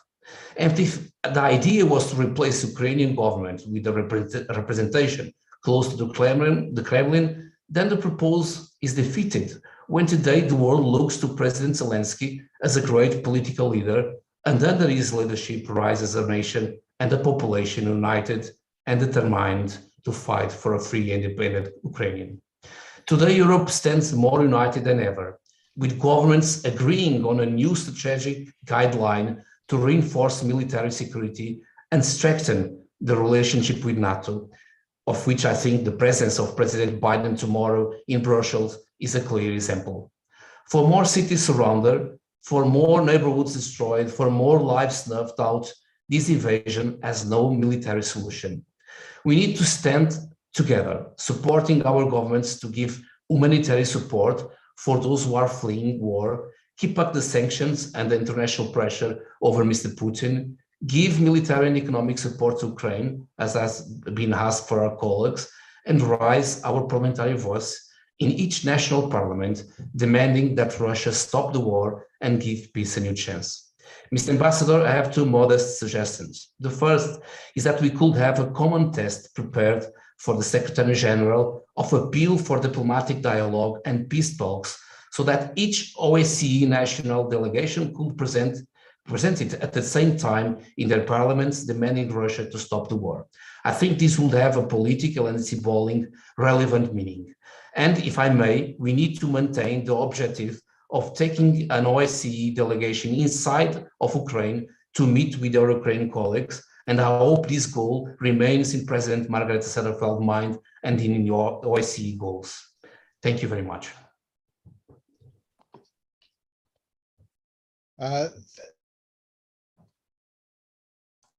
Thanks to you, Mr. Grassa, and thank you for your proposals, your suggestions. We've taken note of them. Personally, I think this idea of an appeal is also a very good one. I hope everybody would share that. Certainly, dialogue is key. For dialogue, you need all parties to be present, however, and that's one problem that I seem to detect today. But let's see how the discussion proceeds. As to the visits, I seem to remember that there was a Polish high-level representative recently in Kiev. So the OSCE has been active there, but as far as the Parliamentary Assembly is concerned, I leave this to the leadership of the Parliamentary Assembly and its members. Next speaker now is Mrs. Alexandra Tavares de Moura, Portugal. Thank you, Mr. Ambassador. President of OSCE, Margaret Sedef, dear colleagues, thank you for the opportunity to discuss the way the leaders of OSCE can help promote the security and peace in this region. Today marks 28 days we stand by and witness the invasion of Ukraine. It's urgent to join forces and actively search for a peaceful solution now, right now. The first data that we know is that we have around 3.5 million refugees in just 30 days. Another major concern is that civilians are being killed, cities are being destroyed, schools, hospitals. The ethical code for Geneva Conventions isn't being followed. This constitutes war crimes and they are completely unacceptable. Discussing the consequences of these acts is partially a form of admitting that this war is not going to be stopped, but we want to rebuild Ukraine, to rebuild the lives of whom want to come to their country, to their families. The worst consequences are already in their memories, in our memories, the memories of whom lost the right to be home in their country, the right to go to school, the right to play on the street, the right to have an employment, the right to be with whom they love, the memories of the missiles destroying their cities, the memories of sirens sounding at all times, the memory of the loss of their dignity. These situations disrupt the 80-year peace after World War II. Now it could be upon a powerful war that will bring back the fear of being alive and being free. Mrs. President, the power of this assembly, the only power that really matters, is making the peace. So let's do it now, for Ukraine, for Europe, for the world, for all of us. Thank you. Thank you very much, Mrs. Tavares de Moura. Now it's Kari Harrison from Norway. Kari, you have the floor. Thank you very much, Mr. Stania, and thank you to Mrs. Sederfeld, the President, and the Secretary General for holding this meeting. And dear colleagues and friends, it is war in Europe. Russia's war in Ukraine is a violation. Ukraine's battle is also Europe's battle and every country's battle. And dear colleagues, our dreams and visions in OSCE of a stable and secure Europe is shattered. The fear and despair of the people in Ukraine makes an indelible impression on us. The fear and range may of us all feel, many of us feel over this suffering is legitimate, natural, and it gives energy to actions. Countries and people's engagement and willingness to help refugees is enormous. And in Poland, Moldova, and Hungary, who so swift has shown merciful and vigorous help to fleeing Ukrainians is very good. Our responsibility as members of the OSCE EPA is to hold on to our commitments. Russia's war in Ukraine is another and new turning point of the European history. In such crucial time, we as parliamentarians from 57 countries need to stand firmly and united on sanctions, encourage negotiations, and implement actions that protect civilians and secure humanitarian aid. Our actions today will give the directions for how the new Europe will look after the war. We have to admit that dialogue and cooperation within the OSCE was insufficient to stop Russia from going to war. Dear friends, talks have its limitations, and now we have seen talks have been failed. We have to admit that we did not see the whole picture in this conflict. We did not succeed in reading the situation right. Can we improve in any way to make the discussions in our parliament more vivid and more accurate to what the country's situations are? We shall not be naive and we cannot be shady. but we have not afford to be unrealistic. How can we use the organization and Helsinki Plus 50 to manage the new future for Europe? This is a crucial question to ask. We have to find the good answers. In my opinion, we have to support the humanitarian aid and the Ukrainian people with encouraging our own governments to give what they need. And we have to ask ourselves, do we discuss the most important cases or themes in our meetings? We have to raise these questions in our home parliaments, concrete the policy papers on protecting refugees and extension of the SMM. And we as an organization have to create rooms and platforms for discussing the new road and new initiatives together with other international organizations, especially OSCE and Ministerial Council. Maybe we also can discuss how we can meet more often with the ministers in our organization to have a broader debate which includes also the ministers. Thank you. Thank you very much, Kari. Before I move to the next speaker, let me point out to the fact that, before leaving, Ambassador Stroal left in the chat some rather important questions. So if anybody cares to comment on those questions, feel free to do it in the course of your interventions. So next I have Mr. Oleg Gaidukevich from Belarus.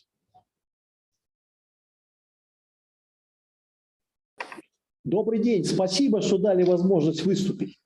Вся Европа содрогается от того, что происходит на Украине. И вся Европа содрогается от того, что делает Запад для того, чтобы этот конфликт остановить.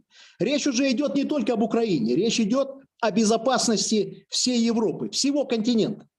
К вам обращается Беларусь, страна, которая знает, что такое война. Во время Великой Отечественной войны мы потеряли больше 2,5 миллионов человек.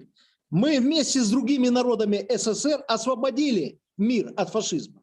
Но почему-то кто-то стал об этом забывать.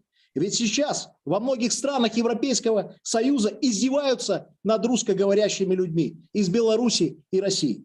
Отказывают в медицинской помощи, избивают, увольняют с работы, отбирают имущество, лишают элементарных прав. Наверное, это демократия, о которой нам говорили. Наверное, так кто-то хочет прийти к безопасности и миру в Европе. Это путь никуда. Наша страна и президент Беларуси Александр Лукашенко внесли свой вклад в то, чтобы остановить бойню на Украине еще в 2014 году.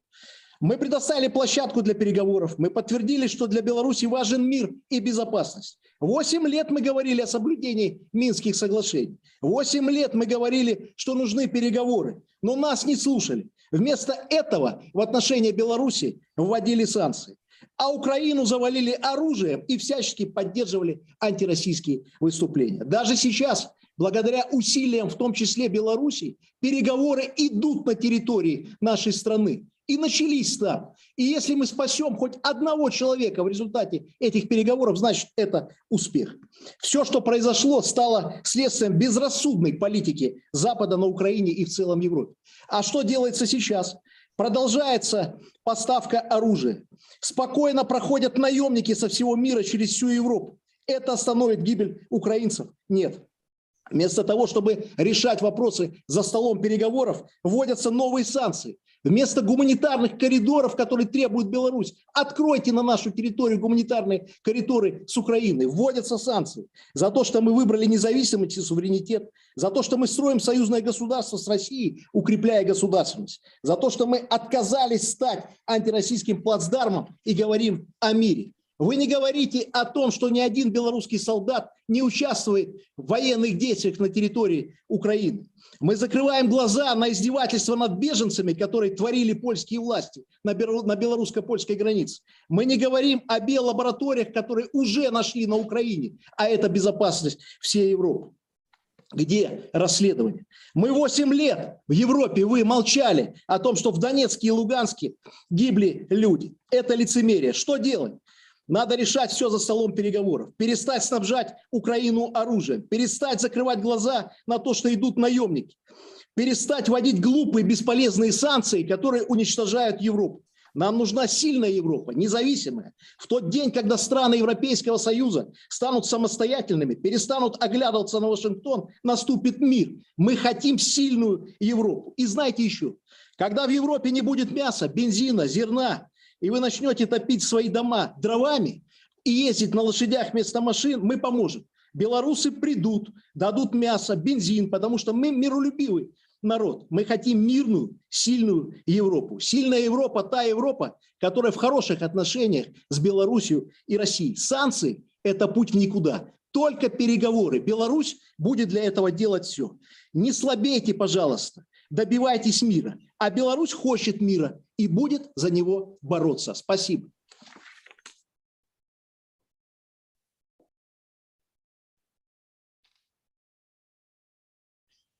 Thank you very much for your intervention. Let me only comment that I agree with you that negotiations are important, but from my perspective, I don't see any real initiative of serious investment in opening up a real space for negotiation.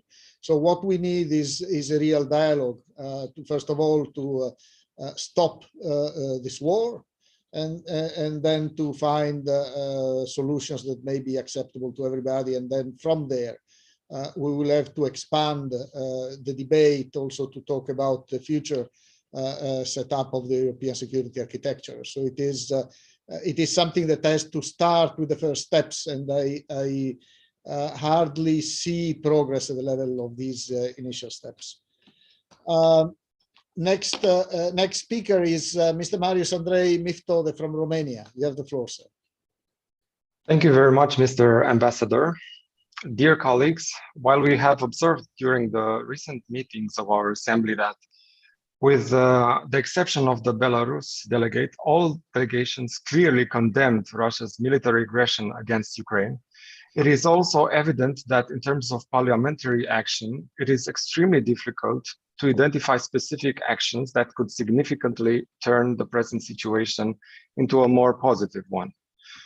Another controversial aspect during these extremely tense times is the way we can make use of normal dialogue channels with the Russian MPs. As the organization is based on values of dialogue and cooperation, the lack of dialogue partners makes the fulfillment of the actual organization's mission very difficult. This point is also touched by the concept note of today's event.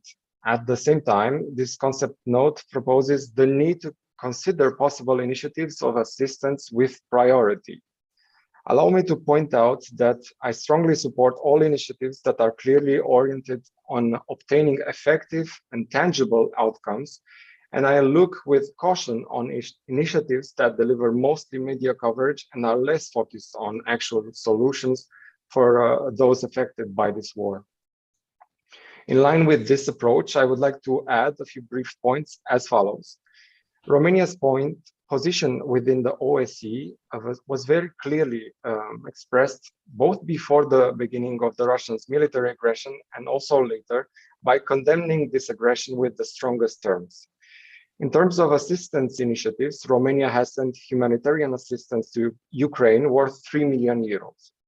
We also decided to establish a logistic hub in Romania in order to facilitate the collection of transportation of humanitarian aid donated by the international community to Ukraine and its citizens. For more context, please take into account that more than 500,000 Ukrainian citizens have entered Romania since the 21st of March. We also reiterate our serious concern regarding the Republic of Moldova, and a country that has received the highest number of refugees in relation to the country's population. Therefore, beside the urgent need to help Ukraine, I can't stress enough Moldova's need for urgent and consistent support from the international community during these troubled times. Finally, allow me to bring to your attention two practical actions that the OSCE can decide to focus its resources and tools on, besides the very important mission of helping and in negotiation between Russia and Ukraine. The OSCE should enhance its efforts in assisting the European Union, the US specialized structures, and other participating states to negotiate, improve, and implement a mechanism meant to facilitate the transfer of refugees to the receiving countries, thus alleviating the burden on the countries that received or will receive many more than they can successfully handle.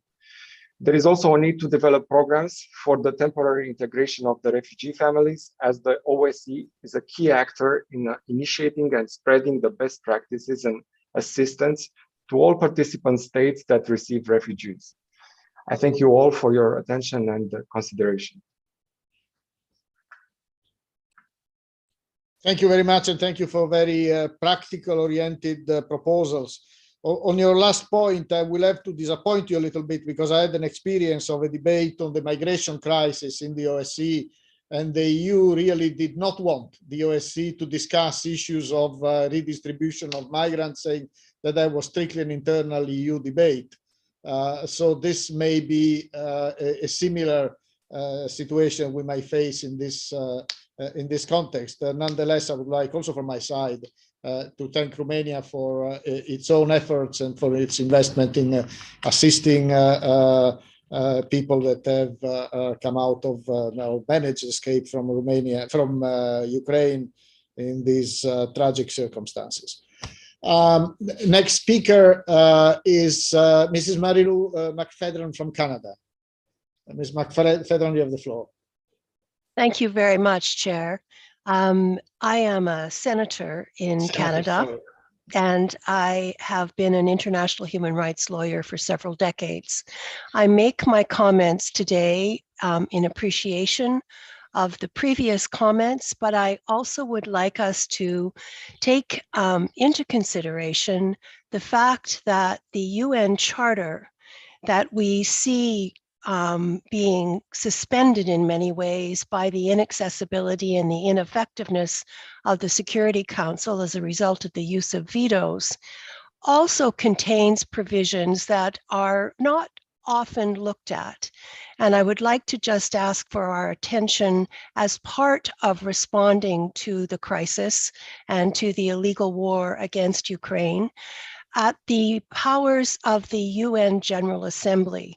We all know the resolution last week rather, that 141 countries made it very clear that this is an illegal war. They censured Russia.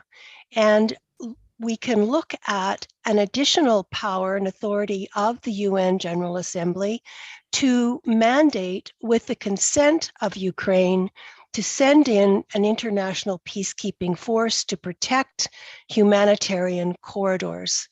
This is entirely consistent with so many of the comments made by members previously speaking today of the need to focus on civilians, protection of civilians in the process of trying to reach safety. So I offer these observations on the UN Charter for consideration by members, and thank you very much for this opportunity to speak. Thank you, Senator, for your suggestion. Of course, the OSCE cannot really as such act on this, but individual parliamentarians can certainly convey this this message, and we know that there are precedents also of operations authorized by the General Assembly of the UN. Yeah. Next speaker is Mr. Inka Hopsu from Finland. Miss, sorry. No problem. Madam President, Mr. Ambassador, dear colleagues, let me start by condemning in the strongest terms Russia's war of aggression, lies and violations of the rights of all Ukrainians to live in peace and determine the path for their nation. I stand with Ukraine and your right to defend your freedom, democracy, and your independence. Russia's war against Ukraine has fundamentally altered the global security architecture. The OSCE's goal is to uphold peace and security through dialogue, joint commitments, and understanding. When there is no dialogue, we need to look for other ways. The humanitarian consequences need our immediate action and attention. About 4 million people have already fled Ukraine. Half of them are children. When considering ways to support Ukrainians, special attention must be paid on children and youth. First and foremost, we must help them find shelter, support, and sense of security, and a quick return to as normal life as possible. Although many of them have lost everything, these children must be given hope for a better future, quick access to school and early learning, to give them necessary skills and to help them to overcome the trauma. The pain of war will last through generations. Unfortunately, we know this in Finland. Even in an acute crisis, the OSCE must be able to look forward. The Helsinki +50 process is an important tool, but let us all also make use of existing mechanisms designed to support durable peace. For decades, the young people of Ukraine have stood up for peaceful change and a wish to build a stronger and more equal democratic nation. While justifiably defending their country, the modern Ukrainian leaders have set a good example on keeping open the channels for dialogue even when the aggressor won't listen. The UN Security Council Resolution 2250 on youth, peace and security contains several steps for building resilience, strengthening young people's capacity and capabilities to support peace and to prevent conflict in future. Its innovative and comprehensive approach could be a useful tool also for OSCE, as we need to look for ways to stay relevant and effective in this new security reality. Also, now that Russia is no longer a member of the Council of Europe, the role of ODIHR in supporting Russian civil society, democracy, human rights, and the rule of law becomes ever more important. Thank you. Thank you very much, Ms. Hopsu, and sorry again for my mistake. Next speaker is Mrs. Vilja Aleknaite Abramikieme. Vilja, good afternoon, and you have the floor. Good afternoon, dear Lamberto. Dear colleagues, I'm not going to repeat what has been said already. It's clear that evil empire is back on the stage. And the symbol of Russia's behavior recently for me is a 96-year-old Jew, citizen of Ukraine, Boris Romanchenko. He suffered under Nazis, under Hitler. He survived in the concentration camp, but was killed by Russian Nazis. It's very symbolic. It explains a lot. And it explains how much Russian government is lying when they are speaking about denazification. It's not necessary to continue, I think. But I'd like to add something to Mrs. Senator McFedron has expressed. You know, the situation is very dramatic, and we as parliamentarians are trying to help Ukraine in all possible ways. Recently, 3 Baltic parliaments, I mean Lithuanian, Estonian, Latvian, have passed resolutions on active means to ensure safety on of Ukrainian citizens and critical infrastructure. It is about establishing of no-fly zones, above humanitarian corridors and nuclear power plants.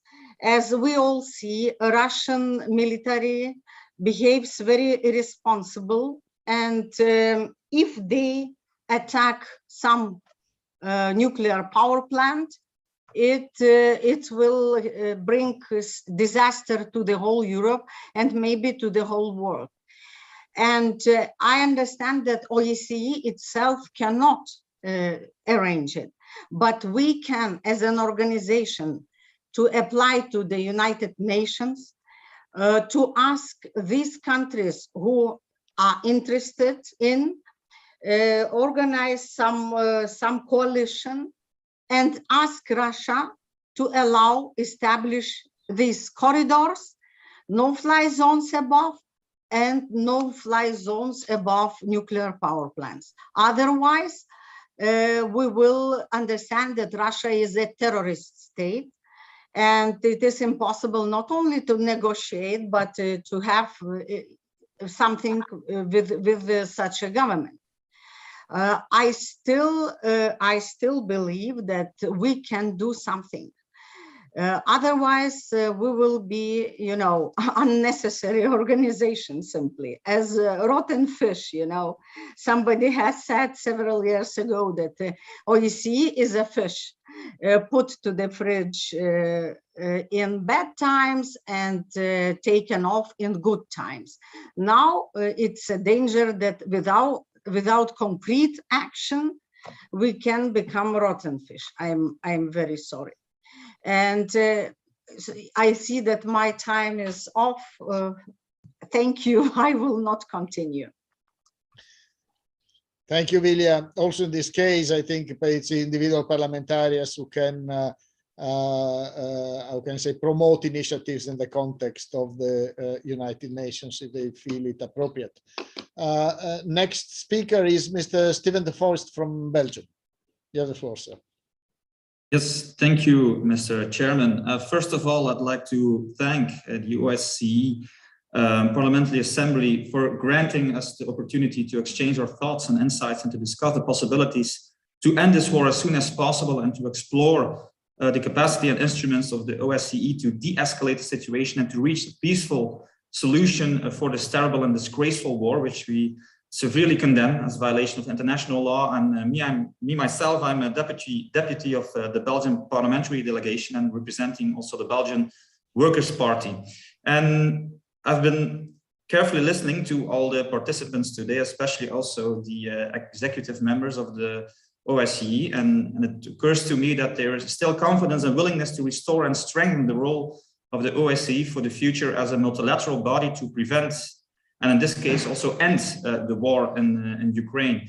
And I agree also with the previous colleague of Canada, I think, to involve the UN more as a player on the ground, as a peacekeeping force, and guaranteeing also the humanitarian corridors. So we as the Belgian Workers' Party, we have already submitted a resolution that asks the Belgian government to use our membership of the OSCE to take a diplomatic initiative to bring all the members of the OSCE together to restore the spirit of Helsinki. And specifically, we ask for the initiation of a multilateral negotiations with all states concerned on a new and inclusive European security architecture based on the principle of common and indivisible security, as embodied also by the Organization for Security and Cooperation in Europe and as established also in the Helsinki Accords and the Paris Charter on which it is based. So I'd really like to insist that a new conference will convene as soon as possible on the level of the heads of states to create within the OSCE a new and more inclusive security architecture for Europe. And I also like to conclude by expressing my solidarity and my support to the Ukrainian people who are resisting this Russian aggression. I also want to express my support to Ukrainian refugees who also can count on the solidarity of the Belgian government and the Belgian citizens. So I'd really thank you for this opportunity for expressing our thoughts and views. Thank you. Thank you, Mr. De Forest. In fact, what you are proposing reflects very much also the spirit of this initiative of Call for Action, Helsinki +50. In fact, we are moving in the direction that you yourself are advocating. Of course, the conflict and the implications of the conflict, however, needs to be addressed in their own merit, and that's where we need to carve out the space, the role, and also the necessary partnerships. Now we will conclude the discussion and intervention by two former presidents of Parliamentary Assembly. First is Adrian Severin. Thank you very much for giving the veterans, to say so, the possibility to intervene in this debate. I have prepared several ideas and suggestions, but I'm not going to present them now. Better, I will send you the written paper and you will do it whatever you think appropriate. I just want to make a proposal and also a remark of a general nature. The remark of general nature continues the other speaker who just spoke, the gentleman from Belgium. I do think that, I wouldn't speak about the failure of the organization, but I think that since it is not the first time when the Helsinki Final Act is violated, if it is not the first time when we have problems to keep peace and to dialogue through cooperation.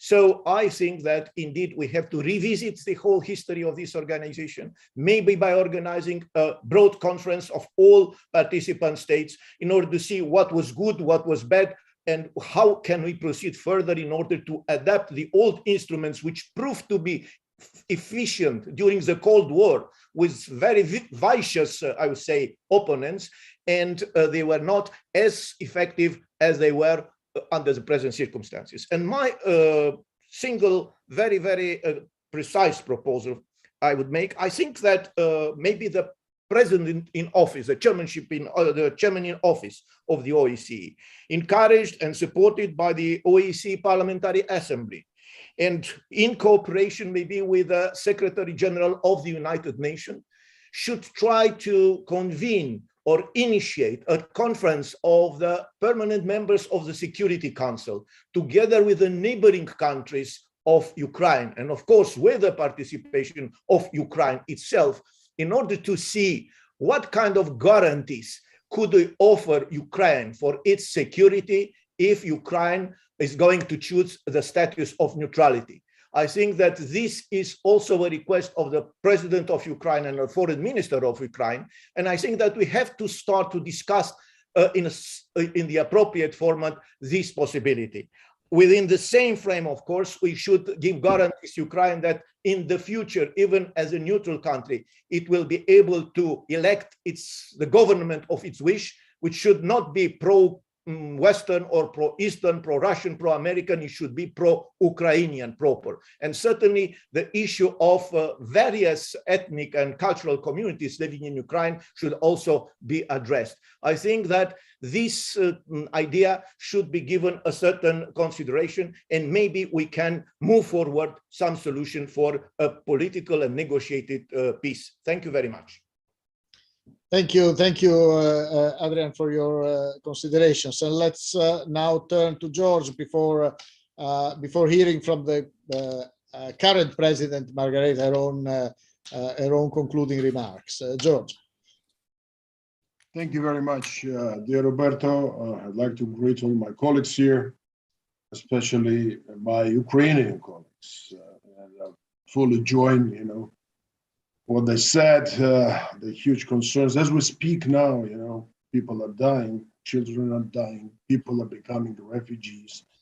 And it's a bigger scale, let's say, tragedy that we could witness. Well, dear Lamberto, Margareta, and others, my leadership of the Parliamentary Assembly, when we created this platform 2 years ago, I think we did not think that things could happen, could develop so dramatically, and Russia could start this huge aggression, huge war against Ukraine with so grave consequences. If we analyze the history, it's not a time for that, but there were many warnings, there were many signs and indications, a lot of lies from Russia that could not happen, even very recent statements that all these military drills are drills, just that nothing will happen, and there will be no aggression. But of course, we saw that it was not reality. Unfortunately, we are in this situation now. And I myself and some of my colleagues here, we've been in Ukraine, and a few years ago, we've been with Roberto and others at the front line, spoke to people, all generations, and I know that these people will never give up fighting. They are fighting for their independence, their future. And frankly to say, they are fighting for ours too. It's not a pathetical words, but that's true. What we can do now, that's a big question. Appreciate all the let's say efforts of our heads of institutions. I see still Kairat, our good friend, and many leaders here around. And how we can stop Russia? That's a major question now.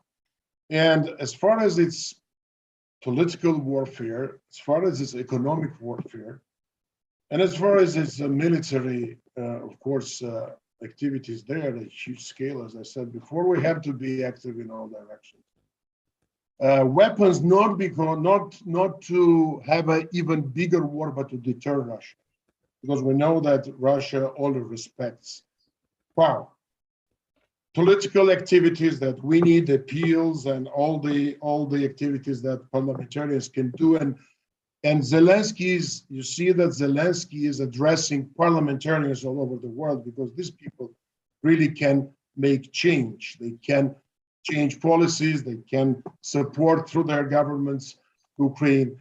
And of course, that's humanitarian support and solidarity, what's important. And sanctions are only instrument at this moment to let's say, force Russia to pay some price. They never paid price, we know that. They never paid price for this, not in Georgia, not in Ukraine.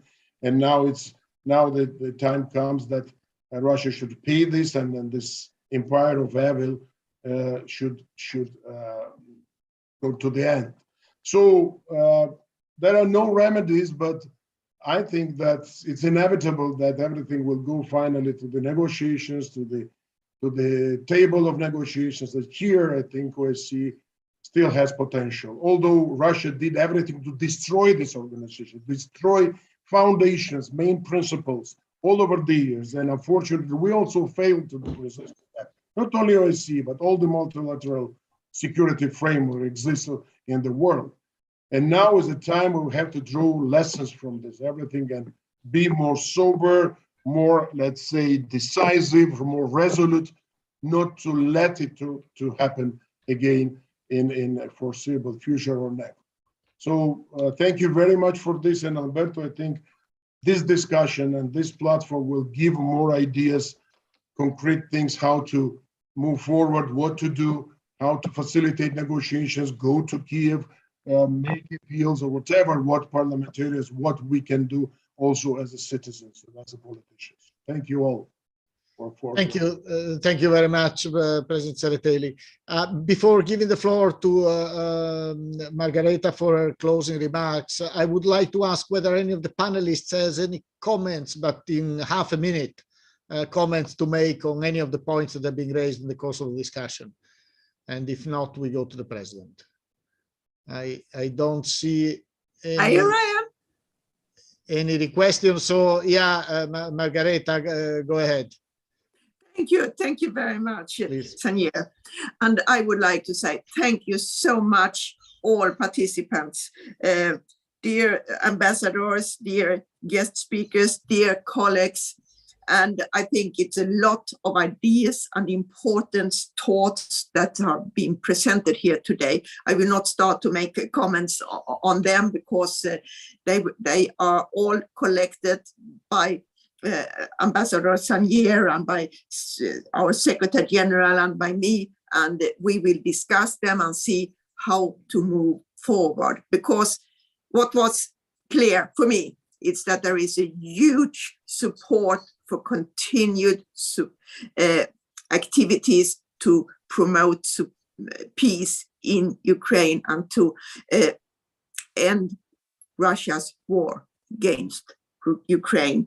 And I would like to also to say thank you to the head of the Polish delegation, Ms. Barbara Bartus, for the invitation and hosting us as a delegation when we visit the migration activities in Poland. I think the humanitarian perspective and the work done by Poland is impressive. The whole society was involved. And I would also like to underline the important work done by Moldova and Romania. I know that it's a lot of refugees also in your countries. What was clear also during this meeting today is the importance of working together, both inside OSCE and as well with other organizations who are promoting peace, security, democracy. And